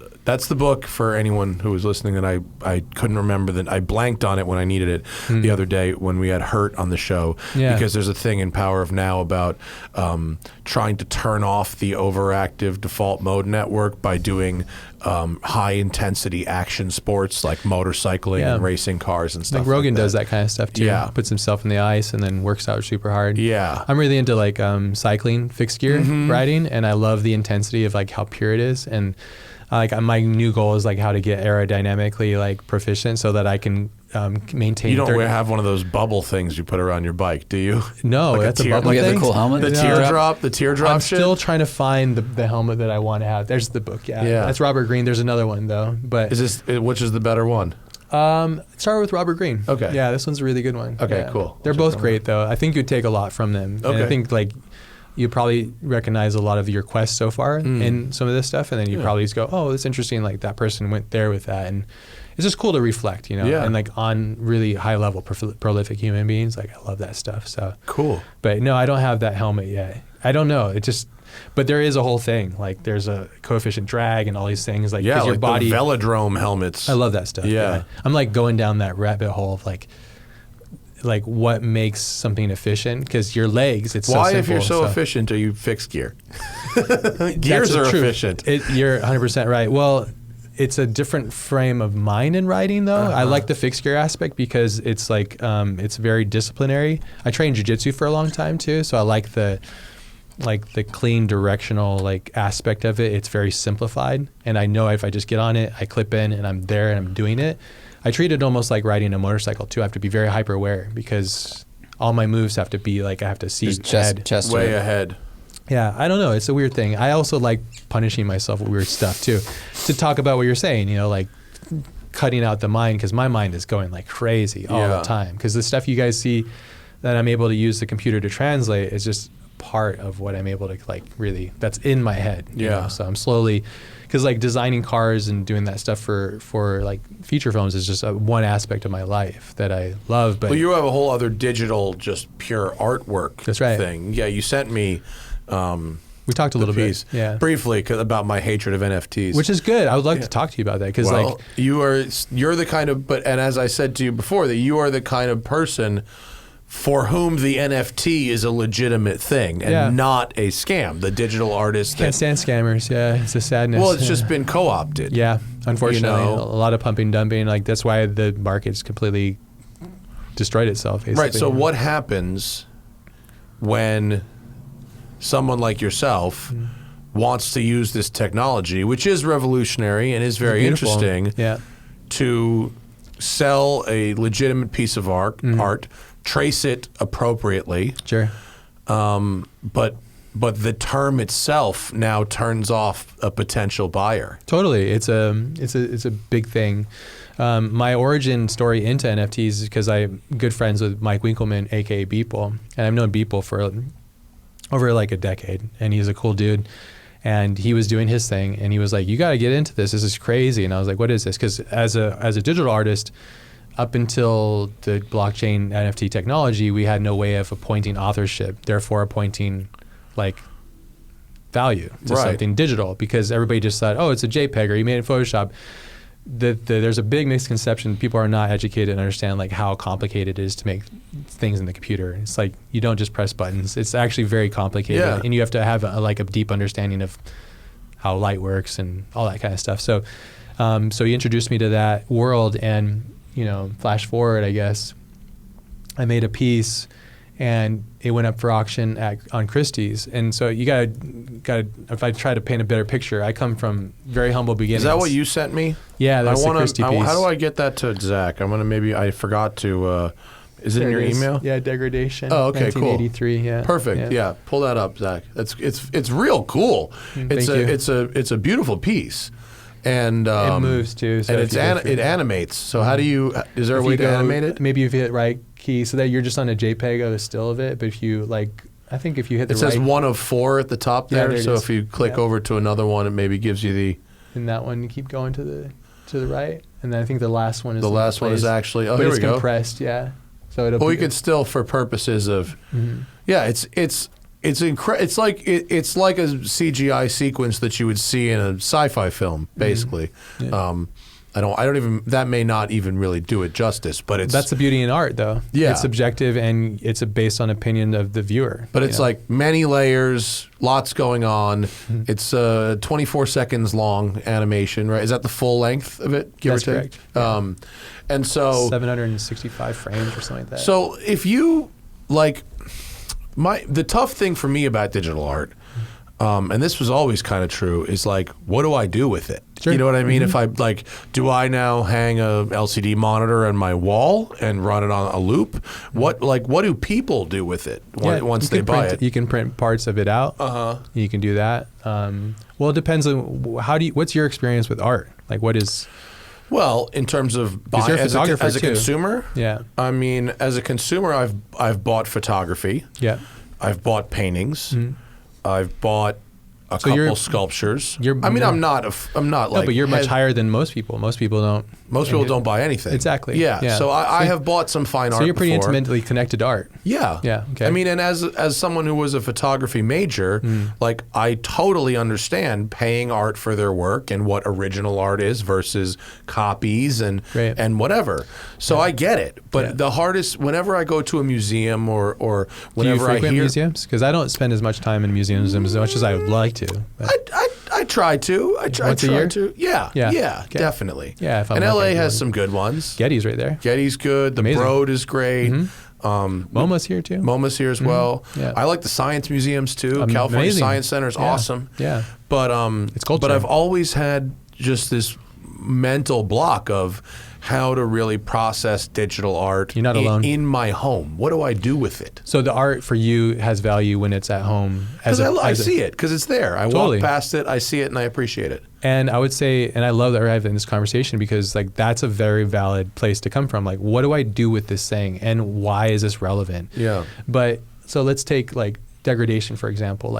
My goal with making that was to take a piece of digital art that you can only make in the computer because it's moving, and destroy it by using multiple different versions that the computer can only do. So it's almost like creating impressionism basically inside the computer by using a code process basically. So to me, I find that's interesting because only the computer can do that. It's almost like growing a fungus.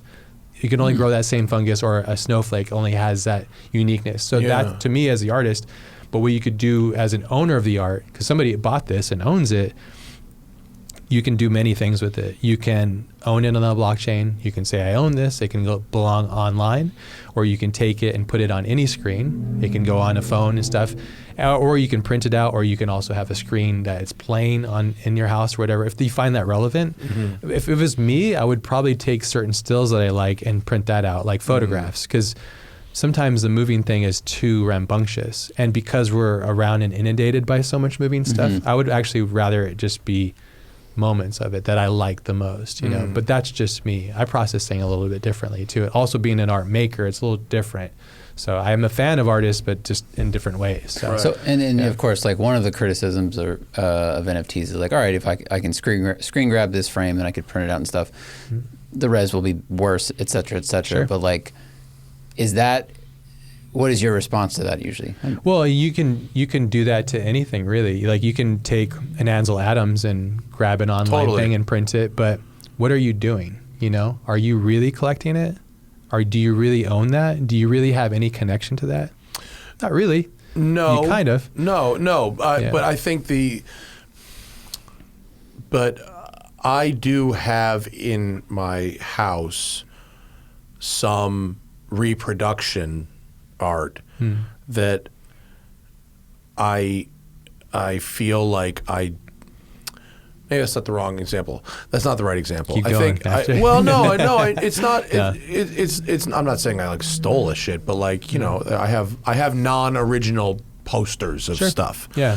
It's hard to trace original, authentic stuff too. Sure, and if I can, and I do. Yeah. But when we don't know where the real something Mona is Lisa displayed primarily on a true. screen, right? Like with the really fine photography that I have at home, it's printed like on Cybachrome. Yeah. Or it's printed, which is where you want it to be. Yeah, it's intended to be there. And Like the you watch actual Batman on experience, IMAX, right? Is not the same. Sure. As if it was just like ordered from a poster place and like ink jetted onto rag. Sure. It is a fundamentally different viewing experience. Yeah. The argument I think could be that if you get an NFT, and an animation maybe not the right example, but like one of those monkeys, Bored Apes. That's not a good example either.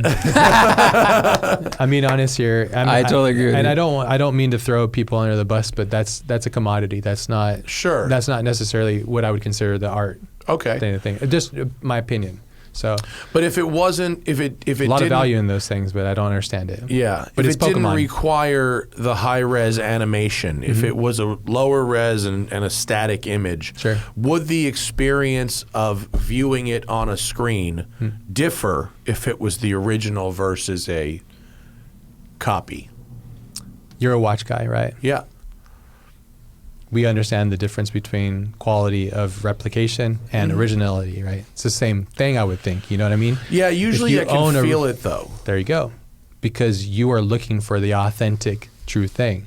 The collectors of these things are looking for that. They're looking for that connection to the artist and also to owning something authentic that isn't necessarily traditional.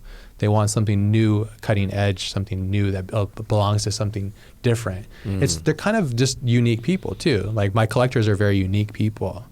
I think that makes sense because they're very progressive minds, like the way that they approached what they value in life, So, which is not right or wrong. It's just. What do they do with it? I mean, you said that like you have a connection to them. So do you know what they have done with your stuff after they bought it?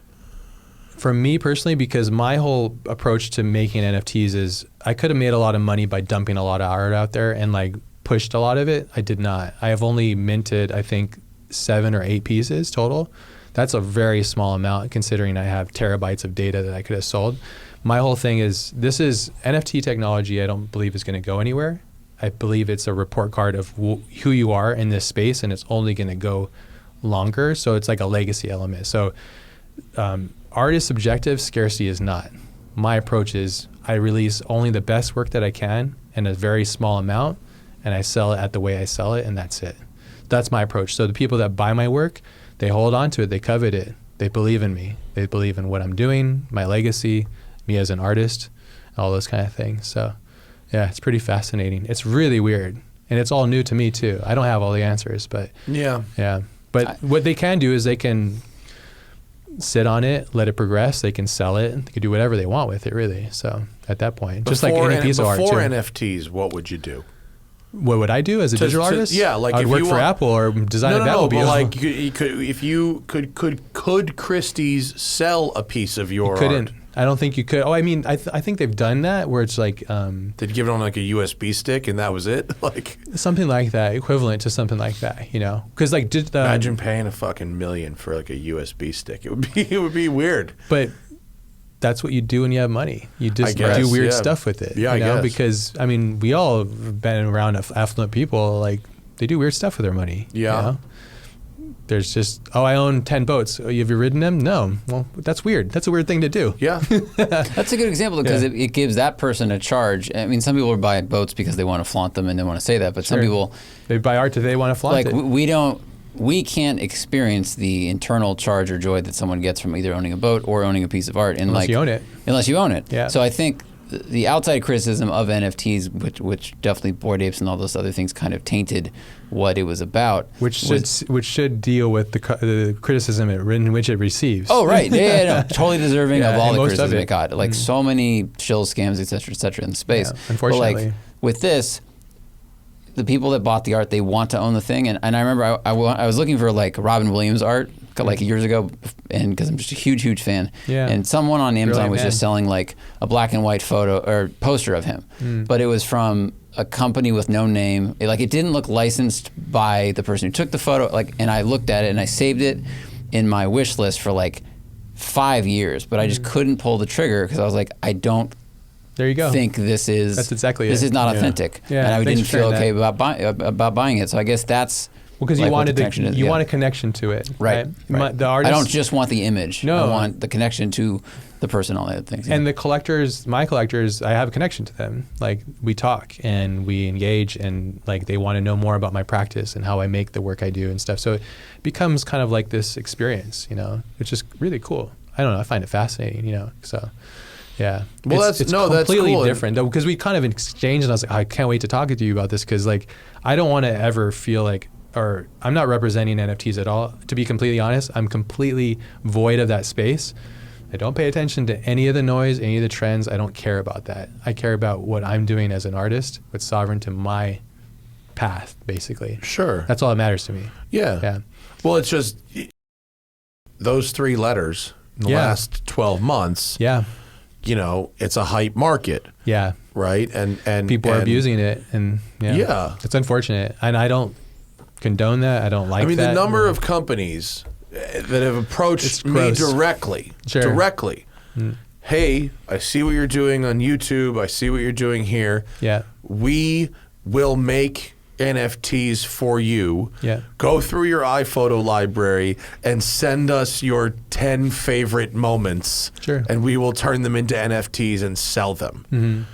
And so that to me is just like, that's just like pressing garbage. Like just straight, literally garbage. It's low hanging fruit. Yeah. Yeah. It's not really, what does it contribute? What is it doing? Nothing, but if I'm fortunate in that I'm financially okay, and I have a nice life, and I don't need to make money any way I can, no matter what. Sure. I'm able to say no to shit. Yeah. But if I wasn't, I might be like, ooh, I can extract cash value from my audience by selling them this worthless garbage.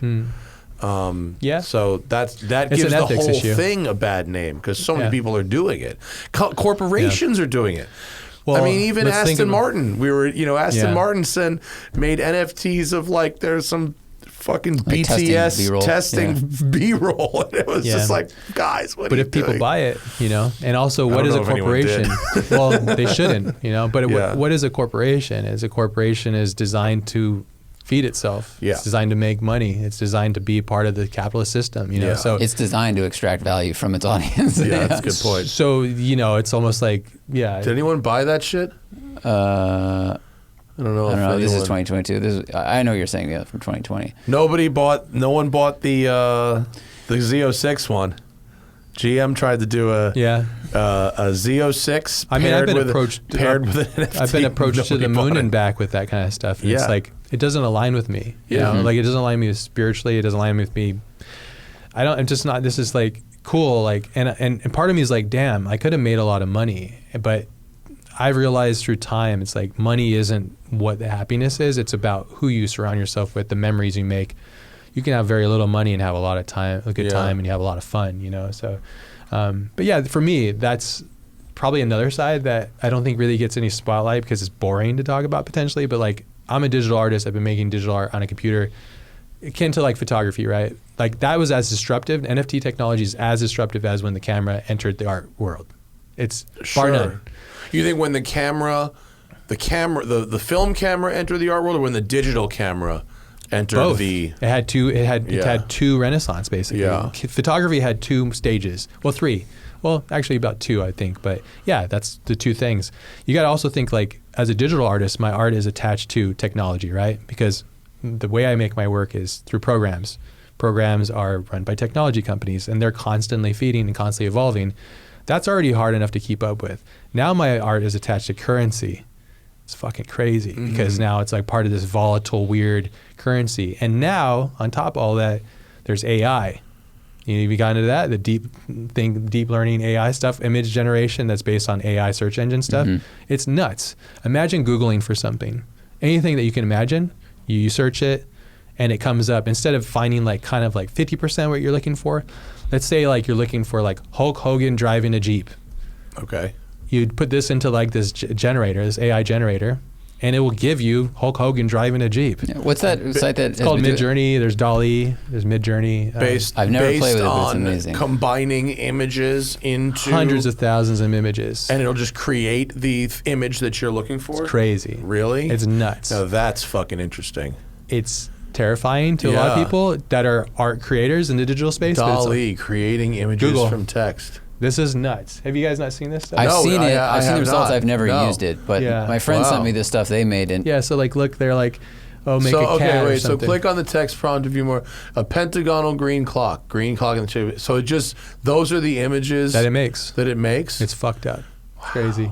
Yeah, see that? And it gives you infinite options too. Get the fuck. So Matt, outta you're like, here. oh, I want to design a clock for my house. Wow. Think about it. Yeah. Your Google search is more accurate. That's oh, there we go. I pretty want crazy. this thing. That's but pretty you could crazy. input this- like Matt Farah fireman, and like the Dali thing will like It'll find pictures of you and then Because fire. you're been tagged on the Yeah, internet yeah. with hundreds of thousands of photos for however, and then it would put your face on a fireman, and there you go. which I Wow. will try to do. Be now. careful when you enter it because you will Can like Zach addicted. do that? Can Zach? Well, Can do you have access to like an account? I do Oh, not. do you need an account? Yeah, you have to have Okay. an account to get into it. And Okay. stuff, but you. Wow. I mean, it's some scary shit. It's very scary. So Yeah. if you think about like as a digital artist, like, okay, technology is already crazy. Think about how fast like Microsoft and all these programs like NVIDIA and all these things are progressing with their technology because they're competing against each other.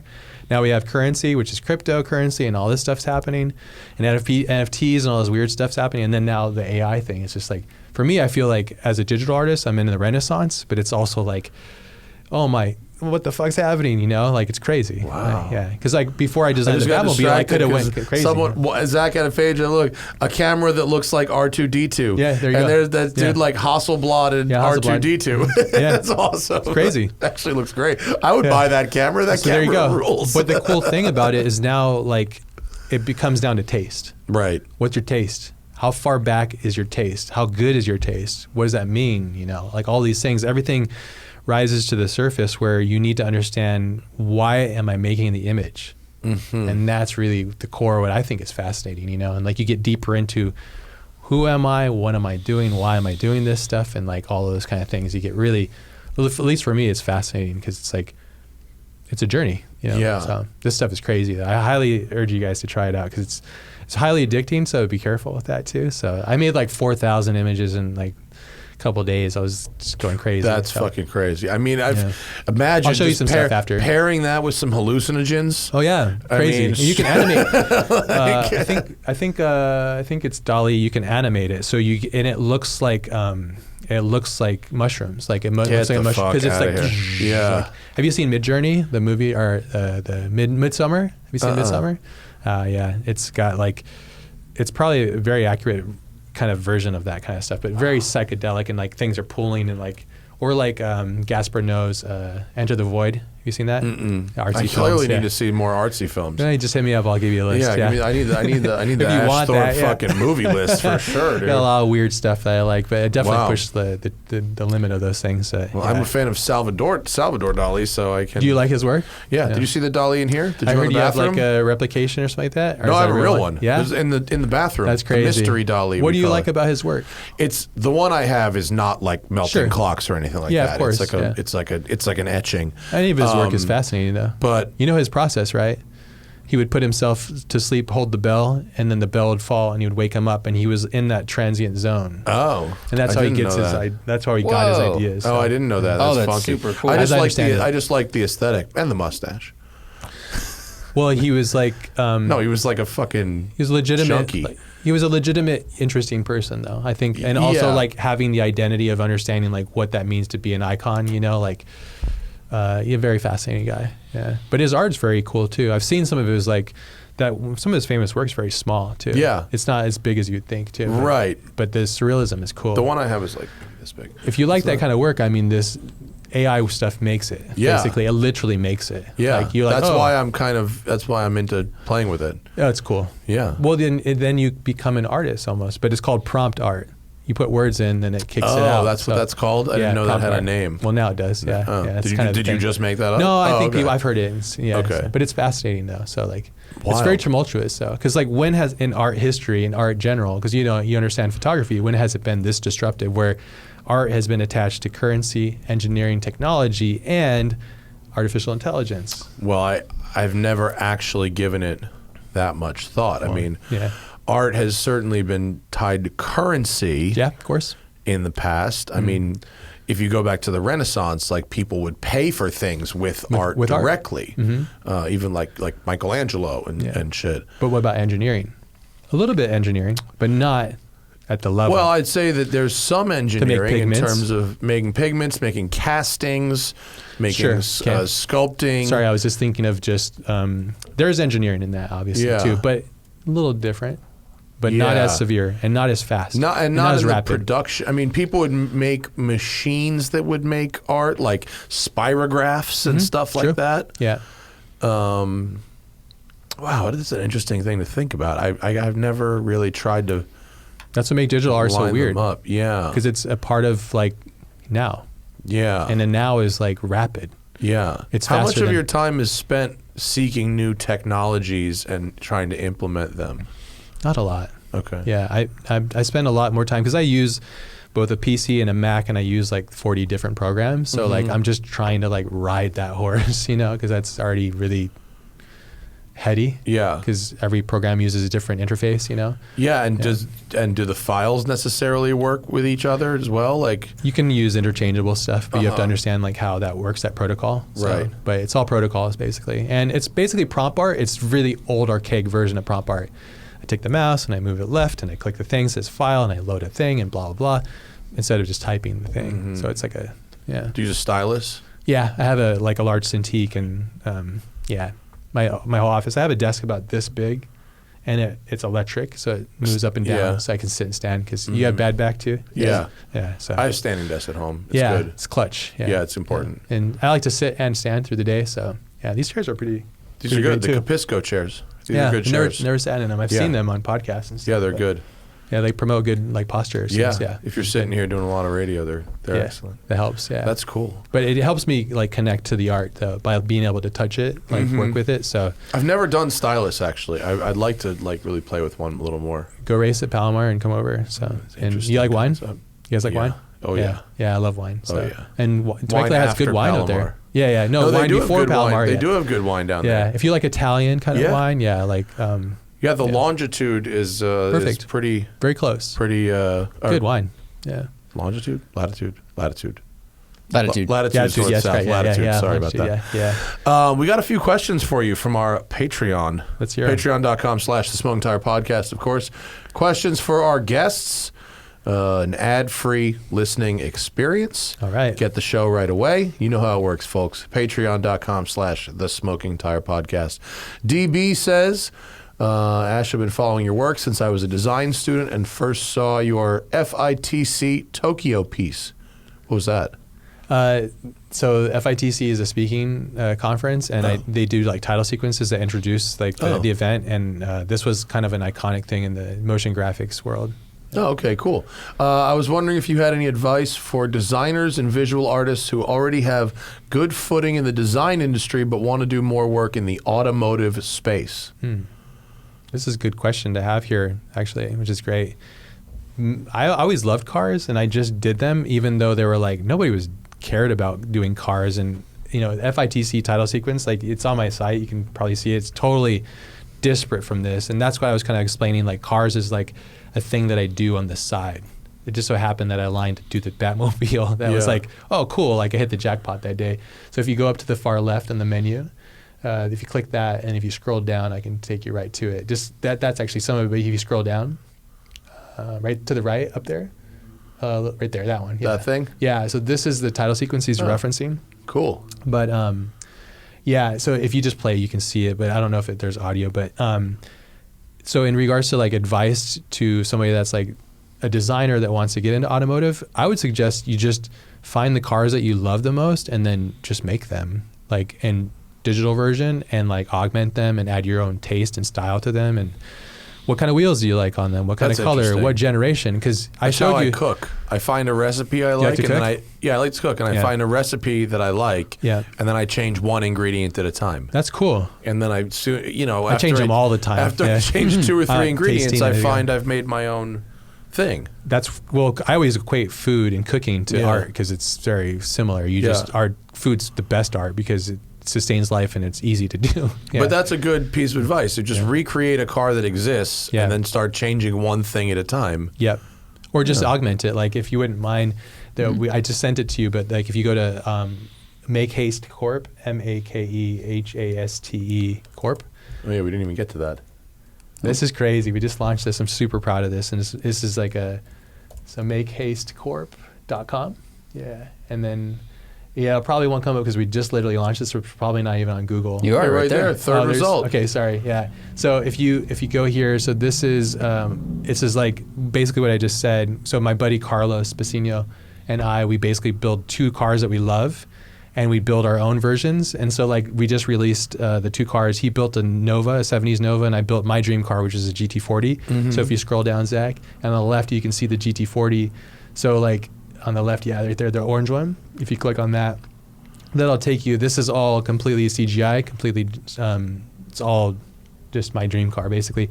So the advice I would give you is like, I love the GT40. I can't afford one right now. I would love to own one. This is how I would build mine. And so I would, I'd modified it and made it the colors and just the things that I wanted and stuff. So that's kind of my advice is like, as I think everything that I've been doing is like just live the life that you want and manifest it through every like fiber of your being. And then it's not like it would be free or even cheap, but you could start with a super performance GT40 or something and modify. That's $110,000 build, right? Yeah, they're expensive. Yeah. And that 110 is probably like on the low side, barely in the door. I think the one I drove was almost $300,000. Yeah, it's right. The super performance are really they're nice. Have you met Chris Ashton? Mm-hmm. Yeah, I love his build. He's such a sweetheart and a super cool dude. I went out to his shop because I was building this, and I was like, "Let me see your car," and he's such a cool dude. They're do something gnarly to drive. I mean, they're really intense. Visceral, right? Yeah, because you're sitting on the ground and it's just like your GT40 reminds me of the Oil Stain Lab car.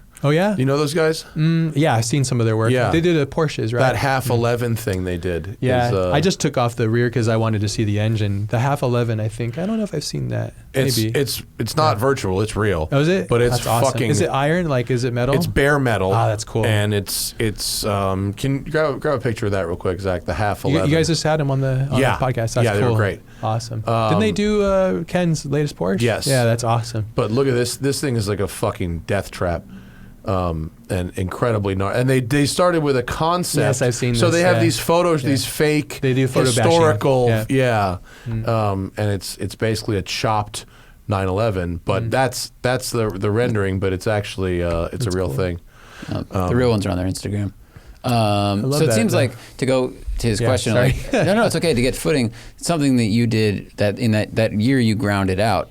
It seemed like you realize, well, this is something I can do that will help advance me in this way and get a portfolio. And looking at your GT40, you just made that because you wanted to. So would it be good advice to this person? Like, if you want to work in the automotive space, you can just start designing cars for yourself, and then you can make a portfolio to show to whoever at some point. Yeah, and I've from just that effort from the Make Haste stuff, like I've worked with so many auto manufacturers and just people in the space because it's just a pure manifestation. Because before that, I mean, what was I making? It wasn't automotive design focused, So I again, biggest advice I can give you is to find the passion within you. Like, what is it that moves you, not what moves you for the wrong reasons. Like, I'll get likes on Instagram. None of that matters because these things go away. The thing that matters most is what is it that you're doing that makes you the most happy, and follow that. what car do you love? Why would you be in automotive? I love a lot of cars. So like, and I'm not specific. So I can just pick a slew of like, I love that car. I love that car. So for me, it's easy to just put passion into it because I love it. So that's kind of my best advice is find the thing you love and put all your energy into it as much as you can. Yeah. Good advice.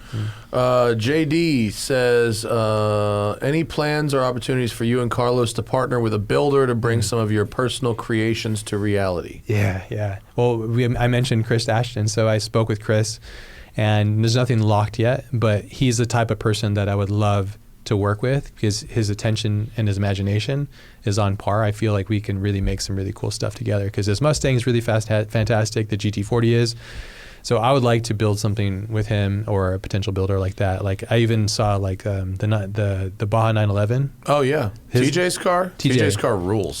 He's a talented dude. Yeah, and his builds are incredible. And so I even drove that thing. It was I love that amazing. episode too, and it was amazing. See, you just loved it too. That was so fun. It seemed like it was everything it needed to be too. Yeah, which is incredible. It's exactly the right thing. Yeah, but he's one of those guys. So like right now, it's kind of like. It's a slow progression, but I'm trying to find people that I can align with spiritually, like on a higher level, because these are really difficult. To make a really high-end car, you have to really, there's a lot of hardship that you're going to go through, so you need to make sure that the person's ready to go for it. Yeah. You know, so, well, it seems like a good time for like coach building, though. I mean, people never been a better time. 3D into printing, all this stuff. Yeah. I mean, the crazy. cost of doing carbon is coming down. 3D printing is cool, and plus, like, even the very high-end cars are pretty uniform. Yeah. I mean, we just spent a day in a Senna, which a lot of people, even when you're driving, will shit their pants when they see a Senna. Yeah.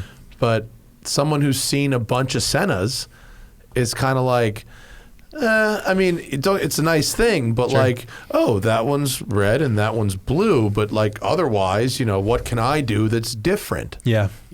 Well, not to mention McLaren makes 15 different cars using the same tub and same engine. So even those are kind of a little technology. Interchangeable. We do find the differences, but like the coach building thing, you're not going to see 5 models from a coach builder that are going to be that similar. Yeah. It's a way to kind of refresh your palate almost if you can afford it. Well, this all comes down to like your intention of the build, right? Like what's your intention? Are you learning, you want to learn about yourself? Do you want to make something impossible happen? Do you want to like just appease part of your like, is this a nostalgia jerk that you're doing? What are you doing? Why are you building it? And then once you understand that, you can divvy it out basically, and you can understand it from there. So, but that's the kind of one of the goals. Chris Navio says, "What new OEM car would you like to redesign?" Then recommends the new M3. I know why. Yeah. Shoot. I mean, I'm not all that excited by a lot of this new stuff, unfortunately. Like, and I don't pay attention to a lot of it. So I can't think of a new car. I don't know. I'd have to think on that. But yeah, BMW, I think I could use in some things. I don't want to act like I know to do their job, but But you could do a better job. No, yeah. It's just not your taste. It's just not my taste. I think like there's certain areas of BMW's design that just like hit it so hard. Like I'm an E30 guy. Like E30s down there. I love E30s. I love the E30 M3s. Like that's the quintessential, the E46, like I like that as well. Even the F80, I think it's called, the beautiful sedan, beautiful, yeah. It doesn't sound very good. No, but it looks nice. It looks beautiful, sedan. But yeah, the new ones, I think they really need a lot of design changes. But so. Jordan Klein says, if you could inject any elements from previous decades into current... Oh, sorry, I read that backwards. If you could inject design elements from any previous decade into current cars, what decade would you pick? 60s. 60s? Yeah, hell yeah. 60s all day long. It's beautiful. It's before like weird stuff was happening with like legislation. It was like, we're just going to make something beautiful and curvaceous and gorgeous and... Cool.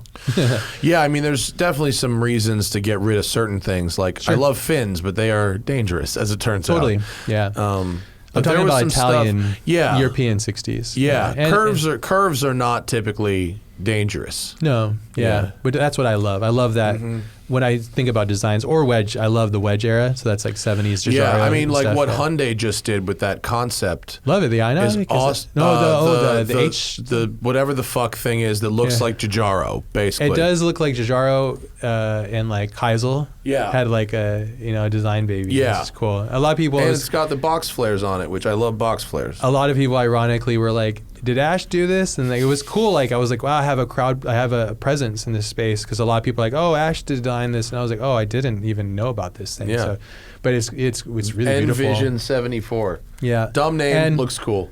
Yeah, and yeah, it's got some DeLorean going on, and just Right. like a lot of it has all of the things. So like when you get into AI art, It's got Hachi, it's got that's DeLorean, AI it's art got box right there. flare. That's AI art driving. Right. You say, I want all these cars and combine them in a harmonious space. Yeah. It's crazy. Yeah. Yeah, but that's it's really beautiful. Hats off to the designers. That I wonder what the car we're gonna get is gonna look like. It won't look like that. That's what I'm thinking. Yeah, unfortunately, It will not look like because that. look how beautiful that is. Yeah. Actually, that angle, the front above straight on angle, is why couldn't they? kind of the most reasonable angle. You're just thinking like the sides and like the inlets Flare, and stuff. the front end looks like it could be real-ish. Yeah. You know, They're doing the pixel thing, which is cool. It looks that like someone company. made Yeah. a $100,000 240 at SX. Yeah. Like a new one. Yeah. Yeah, like a restaurant mod with like Right. new, yeah, Just the way that front. but I the feel like front there's full only light. so big that Hyundai will make the box flares. Like they're not going to make them like enormous like yeah, that. that's like an 8-inch on each side Yeah, or something. that's We're a doing big- 16-inch that's a wide. We're big doing some fucking Raptor style, box you know. flares. Yeah, I'm into it. We would need coupes, the market for coupes to come back Speaking of the hard. flares, you know what's interesting? With the Bronco Raptor we've got downstairs, we were posting pictures of it on Instagram. Yeah. I was really shocked at how negative people reacted to the fender flares. Zach and I drove this thing for a week. And I didn't think that at all. I thought they were appropriate for the vehicle, and I could Sure. see why they're molded plastic instead of steel. Because if you wax something, Yeah. you could replace it, and you don't have to replace the whole body panel. But people were have like the problem with that. really They've never negative. off-roaded. But if you've off-roaded, you want that to be plastic. Yeah. Because you're like, why would you want it to be metal? Just rip everything off because like you're hitting stuff. you know? Yeah. Well, that's why Ford made the quarter panels are removable too, like Yeah. pretty easily using Yeah. Torx wrench, I think. That's good. Because they're like, well, if you bash something on the fender, okay, you can take that off, and then if you bash the quarter panel, you can unbolt that, and that way you don't have to like Smart. replace the whole body. Yeah. Yeah. So people had a problem with that design feature. Yeah, the they look just of weren't. it, They or- were not into what the fact that they're visible plastic and not. But I think if you rendered it in paint matched steel, it would That's look true. weird. Yeah, that's true. Because like if yeah. people who paint their Raptor fenders, Yeah, paint the- paint yeah. those that looks It weird. looks weird, yeah. And I think it kind of takes away from the gravity of the weight of it too, and it's a design separation basically. Yeah. It makes the bed look smaller. It makes the fenders look wider and taller by making them negative space because Right. it kind of sucks you in. But yeah, I think the reason probably people are fighting that, and I didn't really think about this, but I think it's because it looks like you just lazily put fender flares on a Bronco. Right. And the Bronco, as it is a very beautiful, exceptional design of a modern design of Sure. a. It's retro beautiful. future The done two-door, correctly. done the way it needs to be spec'd out. Stunning. Yeah. As what it is, Yeah. and it's a beautiful design.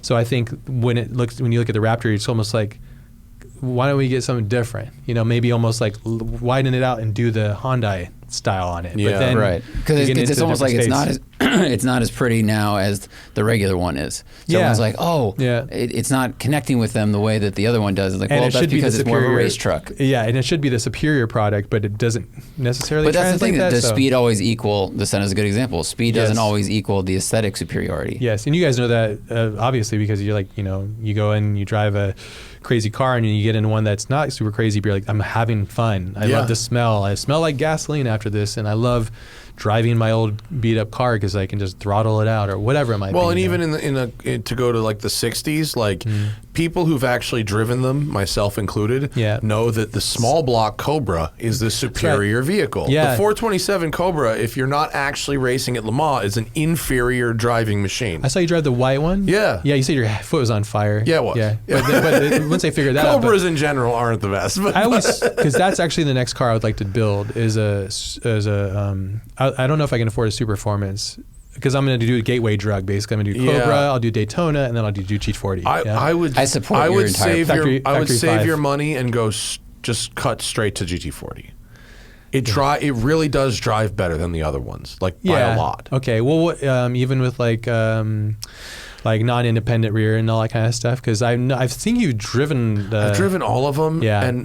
And they're all kind of disappointing except the GT40. Okay. The GT40 is the only one. What do you mean? Like the turn-in's good and the feel? Yeah, they're just kind of sloppy. I mean, they probably feel like the old ones felt, but like they weren't. These are kit cars, though, we're talking about, right? Yes, they're very high-end So kit cars. a lot of it, Superformance builds them? Or did you drive the Factory 5 ones? Because Factory 5 also... I've driven Factory 5 and Superformance. Yeah. I think Superformance is a little nicer. Sure. But even the best ones are still like not that great. It's just Zach like has a... ERA. He has kit. an ERA Cobra. Oh, really? Okay, awesome. But they don't drive... I feel like You shouldn't expect them to, right? You should. That's the thing. You have to like go. You expect it to drive like a '60s race car would drive. Yeah. It's not. It's heavy, especially ours is a 428, so it's heavy in the front. Oh, wow. Okay. Like it's manual steering. It's not comfortable ergonomically, even for like me, for you, for almost anybody. What's your drive time in that, like seat time? Like, how much can you tolerate? I could do 3 hours, 4 hours. Like, I can do that. When I'm done, I am taking a nap because, like, you get a headache. There's no cats on the thing. And also going back to the Senna, like the noise, the drone. Yeah, the drone, and just like the exposure to the elements is really brutal. But I think you just have to change what your expectations are for how the car is going to drive. And the GT40, I think, is because it's mid-engine, at least you know that the physics and inertia are in a kind of more predictable place. That's true. Whereas the front-engine Cobras, especially the wheelbase, the heavy ones, like they're really nose-heavy things, Yeah, nose heavy and the wheelbase. The GT40 really does drive a lot better. They're just like 110. They're expensive, minimum, and used, and it's like who built this? And maybe you can figure something out though. Maybe you could work out something. I will try if Superform is listening. Pair it with an NFT.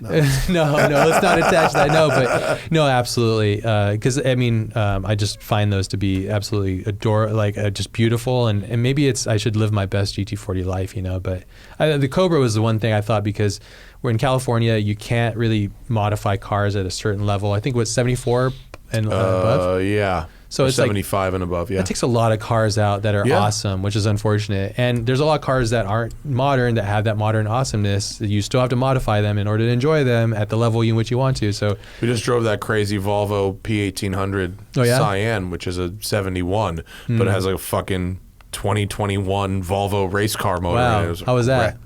Rad. Yeah. Okay. There you go. So $700,000. Okay, but rad. Yeah. Full carbon body. I mean, built by a race team. That's the whole fucking deal. I love that. That's cool. I love that people are doing that though. You know, like that's a huge risk. Even like the Baja 911. That's a big deal to build that car. Which is like takes a lot of effort and work to build something that's special. So, but for me, I just thought like the Cobra gets financially rewarded eventually for his efforts. Yeah, he seems like a great dude. He is. Yeah, and hardworking and talented, and hats off to him and all the best. But I would say, last thing on the Cobra thing, if you can get into one and get back out of it for like the same money, have that experience, because there is nothing I've driven that's like it. That's what I'm saying. And that's a romantic driving experience. It is very romantic driving experience. I don't have hair because I have a teenage daughter, but like, if I did, it would be super cool to have the Cobra. Yeah, and then if you buy go to GT40 eventually, which is definitely a more serious race car. If you were to buy a used one, you drive it for a year and you get out of it for even money. Yeah. Okay. I'm waiting for the economy to do whatever it's going to do. Sure. As we think it's going to go. Reproduction cars are the first things to go. I've been watching Bring a Trailer on the daily, so I'm watching it and I'm like, okay, let's see. Because right now if you're going to do a Cobra, do a small block Cobra. So that's what I heard too. That's another thing too. Do a narrow body, small block Cobra. That's what I heard, because you don't want to have like the 427, all that kind of stuff. I heard it's too much. It wants you dead. Yeah, exactly. It's not good. And I'm listening to what you're saying, because a lot of people, I think, it's the same thing with like cars in general. Like, I'm going to put like 40 pounds of, it's like, don't need to do that. Just like learn how to drive first, like dude, understand 300 this. horsepower small block is so much in a car that weighs 2,200 pounds. And even the guys that build these are like, that's the engine to use. They use the one from the Fox body. Yeah, so they use a 302 or whatever, and sometimes they'll do a 302 with a 347 stroker crank, and that'll be like 305 horsepower. That's amazing power to weight, and for that 60s technology too, which is... Well, I mean, Factory 5, I think, employs like newer technology with like a little bit. Yeah, but a little bit. Yeah, sure, but it's exactly. It's a little bit. Yeah. It's not much, but it's that the quicker you can get to that GT40. Trust me, I've driven them all, man. The GT40 was the one where I was like, really felt one with the car and not like I had to wrestle it. Is this one you drove on? I think it was on Ortega or something. That's right. Yeah, you drove at speed on that thing, huh? Yeah, it was fast as fuck, dude. That thing was fucking ripping. What was the engine? 427? Was it black and gold? It was the black and gold one. It was but this was the Mark II or something. It was the Hillbank car. It was a Mark II. I think it was a Roush race engine. And we filmed that for TV it was a Roush 427 or Roush. Yeah. It was a big motherfucker of a motor. It was probably 550 horsepower. It's kind of right. And you can choose. Did you feel okay in that? It was fast, but it was dangerous okay. fast. If you started to push it, it was hairy. Okay. Yeah, but it's sitting on big fatty. Yeah, it was okay, but it was just you were just aware of your mortality. That's kind of what you need, though. Yeah, I have a Tesla, but it would do what you said. What you told it to the do. Inputs you weren't fighting it, and you can choose. There's a reason why I want drive left-hand drive, right-hand drive. Do you want a center shifter? Do you want a sill shifter? I want both. Come on, design Batmobile. Come on, let's do it. You know, what are you driving a front load or something like that? Linked linkage. That would be what's wild. What's that thing? The guy that hates existence that died in this truck. That killdozer. I want a killdozer thing. Yeah, no, that's good advice. Yeah, and it was funny because before I had my Raptor, my friend was like, I was thinking about getting another truck. And I've never owned a truck before the Raptor, thankfully, I guess, but I don't know, maybe it's not a good thing. And he's like, I strongly urge you to live your best Raptor life. And I was like, okay, fine, it's getting a Raptor, you know, like. I hope you go off-road in it. Oh, I do. Oh, yeah. It's not worth the extra thing if you're not going off-road in it. I do. At least I don't drive it a lot because gas prices are crazy now, and like I fill it up every 3 months or something like that. So because I drive the Tesla mostly, when we go places, and I also work from home. But when I'll send you some photos. Like I get down in that thing. Yeah, you should. Because we live near the desert, and I'm like, okay, cool, and we have all the fire roads. Like that's what's cool about the truck is. It's three things in one. It's a luxury vehicle to me. It's a race car, and it's a truck. And so, on the NSX, I only have public roads. But the Raptor, I'm like, oh, cool. Put in Baja mode. There's a fire road. I don't think I'm allowed here, but I'm gonna. When I have my Raptor, my favorite thing to do is drive around traffic. Yeah, on dirt roads. It's the best. It was awesome. It's totally. I drive awesome. over things. I drive through things. I don't give a shit. Yeah, that's Raptor life. What do you want to plug before we get out of here? The new project. Live your life. Yeah. Ash Thorp on Instagram. No E at the end. THORP. Yeah. And then tell me the new website again. It's called Make Haste Corp. Yep. MakeHasteCorp.com. The one question that was for me about Connecticut we'll save for the cruise show. MakeHasteCorp.com.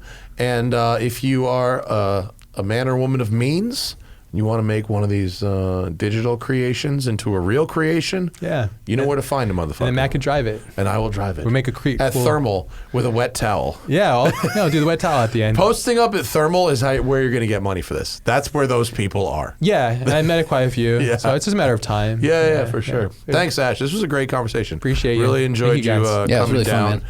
Really interesting, and go check out the new Batman if you haven't seen the new Batman Absolutely. yet. Great movie. And you can see they made. Did you get to drive that car? Did they let you never even go? seen it. I've not seen it yet. Get the fuck out of here. Yeah, but I guess last quick story is that when I always watch the movies I work on with my wife, and I had not read the script. I didn't know when it was going to appear. I'm sitting there. You got to mind you. It's You're like important sweating. to me. You're like ready to go. Watching it, I'm like, this is a good movie. It's working out. It's all, wow, this is cool. It's hard and rare to work on a movie that's good. And you're like, wow, this is crazy. Everything's happening because it's lightning in a bottle. I'm sitting there. I don't know what's going to happen. And if you watch the movie, you know the entrance. Have you seen it? I haven't yet. Oh, okay. Have you seen it? Yeah. Okay, I won't spoil it, but there's an entrance. It has an entrance. I would suggest watching just for the entrance. Most Batmobiles do have an entrance. No, not like this. They've never had an entrance like this. In my opinion, I don't know. Is this the one where they jumped it a whole bunch of times to get that shot? Is that Well, they shot? jumped it through fire, which is fucking awesome, and they did it for real, which is very cool. Yeah, I think it kind of came out of nowhere though. Like you kind of see it, but it was that moment. Yeah, but the real moment, the real one when it's in effect, you know, like when the car makes its first appearance. Yeah, I think they have done something similar. No offense to you. No. I don't know which movie though. Oh, I feel like there's always an element in every Batman where when the Batmobile like surprises the bad guys. That's true, and it always tips its hat a little bit, so they go, "What's that sound?" or whatever. Yeah. They always do that. Okay, I must have. I think the first time the tumbler shows up, it jumps through a wall. That was awesome. Yeah, right. That's quite an entrance. That that's is the an Kool-Aid entrance. man. The Kool-Aid first time man, the Tim Burton Batman shows up, it's fucking it's murking people. Is it murking people, or is it coming through the tunnel and everything too? Ooh, the first I have to rewatch them. I may have it wrong. It's and been to be a while honest, since I I've seen. didn't watch any of those when I was doing this because I didn't want it to mess it permeate. up. Yeah. So, but anyways, I'm sitting there and it comes on, and I just like adrenaline, and I start crying. Oh. I'm like so emotional because I come from nothing and I've worked my way to do this. It's hard to make it as an artist, and somehow I've managed to kind of manifest this reality, and it was so emotional for me. And it was like, wow, what a crazy moment. So it is. You just live your dream, follow it. I feel you on Super working cool. on movies that are good too. A friend of mine's a visual effects supervisor. Oh, it's a tough job. It's a tough job, and even if he and his team do an amazing job, I'll Doesn't be like, mean "Yo, anything. how's the movie?" And he'll be like, "Ugh, it's a fucking shit, Paul." And it's not his 99 fault. times out of 100, that's the case, Yeah. unfortunately. Yeah. That reminds me of that line from Argo when they great movie, actually. It's a good movie. Yeah. And they're like, he's like, "How's the movie?" He's like, it's failing with its target demo. Yeah. Who's that? People with eyes. It's pretty accurate. Yeah. Fucking good. Yeah. Thanks, Ash. Thank I you, guys. appreciate it. Appreciate it. We'll be back tomorrow for the live, folks. We're going to talk about Okay. how to not get fucked buying and selling cars. We actually have a car enthusiast, like accountant, coming on to tell us how to not get screwed buying and selling cars. I'm going to listen to that for my It's going to be GT40. highly educational, right? We'll see you guys later. Bye.